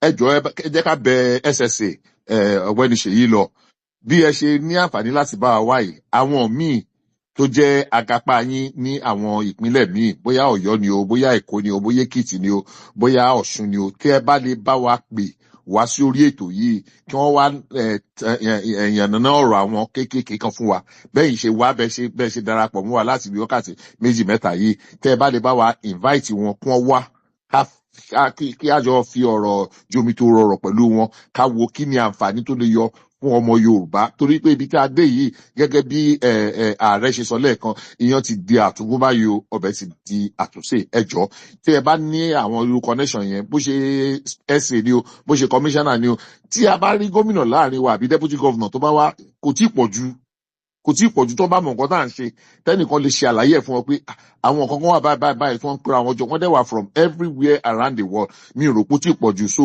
ẹjọ́ ẹ lo ipò yín ọ̀gbẹ́ni Ṣèyí lọ́nu mo bá wí yẹn o ẹjọ́ ẹ bá wa lo ipò yín kẹfì ṣe wá láǹfààní àádẹ́ tó máa retí láti rí yín nígbà míì kó má ṣe pé àrèmọ́ yín là ń rí yìí o ẹ ṣeun. ẹ ṣé púpọ̀ ẹ ṣé so intention yẹn Ọlọ́run ó ràn wá lọ́wọ́ ṣe gbọ́ Ọlọ́run ó ràn wá lọ́wọ́ ilẹ̀ Yorùbá Ọlọ́run á jẹ́ kó gba àtúntò gidi because we need to fix our land and Yoruba land must function for us. Our universities must function for us. Our healthcare system must function for us. The companies in Yoruba land must give Yoruba people jobs. Do you understand? Our land must function for us. Létí torí pé à ń ṣe wọ́n Nàìjíríà káwá sún sínú sókèwé kò sí ní tó jọ. In tó dẹ̀ ṣẹlẹ̀ nípa àwọn older generation dákẹ́ la fi bá débí. Wọ́n dákẹ́ ni wọ́n máa sún. So ní ìsìn yìí àwọn àlejò ọ̀ràn oríṣiríṣi àlejò ọ̀ràn tá a ti gbà wọ́n ti bẹ̀rẹ̀ sí ní pín yàrá mọ́ wa lọ́wọ́. Àwọn fẹ́ mọ sórí bẹ́ẹ̀dì wọ́n fẹ́ káwọn máa sábẹ́ abẹ́ bẹ́ẹ̀dì kan náà fẹ́ ká máa sùn. Wọ́n ṣe ti fẹ́ lé wa kúrò yàrá gan pé ká lọ mọ́ sùn passage. Ibi tá a bá dé nìyẹn. And we are not, number one, we are not going to be silenced. 2, we are going to take this to a logical conclusion. That's why I'm begging a lot of people. Tẹ́ bá ti rí gbogbo pa ń ṣe self-preservation, conservative, awoism. Anybody tó bá ti gbé ẹ̀yin ò bá lè ṣe wá bẹ́ẹ̀, please, self-determination. It is not a self-determination struggle. Mo fọlọ́n bẹ̀ yín. Ẹ̀yin tó bá fẹ́ ṣe self-determination jẹ́ kán lọ ṣe lọ́tọ̀. Ẹ má gbé self-determination wọn tá à ń ṣe yìí. Mo fi Ọlọ́run mo fi bẹ̀ yín mi ò bú àwọn tó ń ṣe yẹn o mo respect wọn o because it's your right to do that but ní tá à ń ṣe yìí pé à ń ṣe awoism grassroots conservative movement wọ́n ṣe káàkiri ayé náà the Republicans the gun rights movement the Tories this is normal thing. It's a political movement, intellectual, ideological. We want to keep it as simple as that.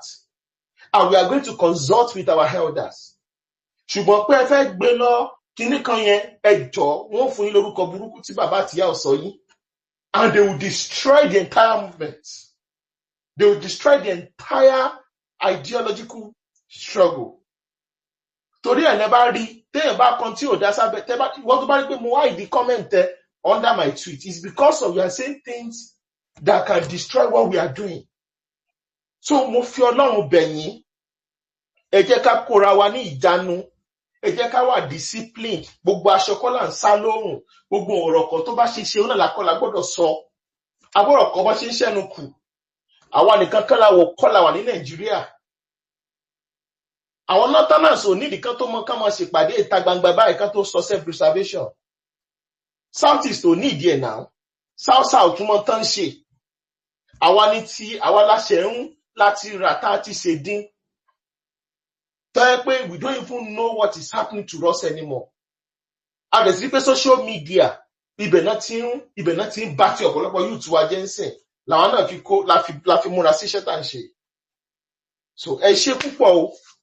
Ọlọ́run ó wà pẹ̀lú wa ká tó wrap up Mr. Ṣèyí lọ ṣe lọ́rọ̀ kan tẹ́fẹ́ bá wa sọ ká tó ti yàrá ká tó parí ètò. Kò sọ̀rọ̀ mọ́ a ti sọ èyí tó pọ̀ jù nú ọ̀rọ̀ kọ́lọ̀ nǹkan fún wa lókun àti agbára láti ṣe ohun tó yẹ ni kọ́lọ̀ ń dẹ̀ gbà fún wa ilẹ̀ Yorùbá náà kò dẹ̀ ní bàjẹ́. Ilẹ̀ wa á tò àbírò àdìgbà àálà ló yọ Ọlọ́run àdúró tì wá ibi ò dẹ̀ níṣẹ́ nìkan kan wá ẹnu tá a fi jọ kù tá a fi jọ ń ṣe náà òun lọ́lọ́run àfi jẹ́ ká jọrọ̀ ọbẹ̀. àṣẹ. Ẹ ṣé mo dúpẹ́. Okay. Ẹ ṣé o, arákùnrin ṣèyí lọ. Lórúkọ lórúkọ gbogbo àwọn ọmọ Yorùbá, a dúpẹ́ ní ọwọ́ yín torí pé amọ̀kan tí wọ́n fojú yín rí nígbà ìbò yẹn. So kò dẹ̀ ṣe gbogbo èèyàn náà lọ wọ́n gbé yín, wọ́n gbé ọmọ yín, wọ́n gbé ìyàwó, wọ́n gbé gbogbo ẹ̀. But at the end of the day, Ọlọ́run á jẹ́ kí ilẹ̀ Yorùbá dáa. Àwọn tó dẹ̀ jẹ́ páwọn náà ló wà ní helm of affairs ní Yorùbá land tó ń jẹ́ politicians.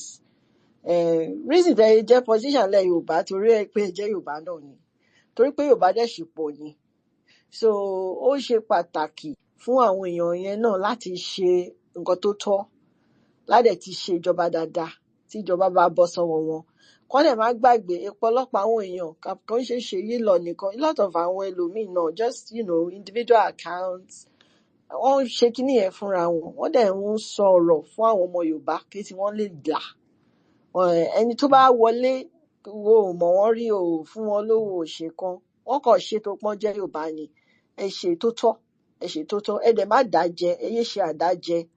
Ẹ dẹ̀ yé lọ mú àwọn lòmíì tó ṣe pé àwọn yẹn gan-an wọ́n lọ lẹ̀dí àpò pọ̀ máwọn èèyàn burúkú. Tẹ bá ti wọlé tán, àwọn yẹn lẹ máa fà mọ́ra. Ẹ má ṣe bẹ́ẹ̀. Ẹ fún àwọn tí wọ́n jà fún yín, ẹ fún wọn ní ọ̀nà tí wọ́n máa gbà fi ṣe rere. Àwọn tó báṣẹ́ wọn jẹ́, wọ́n báṣẹ́ lòmíì jẹ́, wọ́n ṣépè fẹ́ lòmíì, wọ́n gbó ṣépè fọ́mọ wọn ṣe. Ẹ jẹ́ ká ṣe nǹkan tó tọ́ for benefit of fún àǹfààní gbogbo tilẹ̀ wa. Ẹ̀yin tẹ́ ẹ̀ ń darapọ̀ mọ́ tiwa ẹ̀, mo ti rí a lot of people wọ́n register.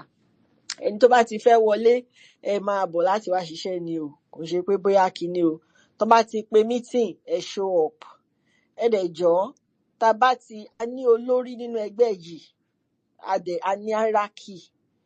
Ìṣòro kan tí àwọn ọmọ Yorùbá tún ní ni pé táwọn ẹlòmíì bá dé inú ẹgbẹ́ wọn kì í fẹ́ bọ̀wọ̀ fún order tó bá wà ńlẹ̀. Tẹ́ mọ̀ pé olórí ni gbogbo wa. Ẹ jọ̀ọ́ o, kò sí bá ṣe lè jẹ́ olórí tó, a gbọ́dọ̀ ní ẹnìkan tó máa jẹ́ aṣojú wa. Ẹni tá bá ti fi pè ní olórí, ẹ jọ̀ọ́ ẹ jẹ́ ká bọ̀wọ̀ fáwọn yẹn. Ìmọ̀ràn tán bá ti mú wá, ẹ jẹ́ ká gbà wò. A need láti sọnù. Ẹ jẹ́ ká gbà wò. Ẹ̀yin tẹ́lẹ̀ jẹ́ olórí náà, ẹ jọ̀ọ́ ìmọ̀ràn tí àwọn ọmọ ẹgbẹ́ bá ti mú wá, ẹ gbà kẹgbẹ́ yẹ̀wò. Bẹ́ẹ̀ tí ẹ nílò.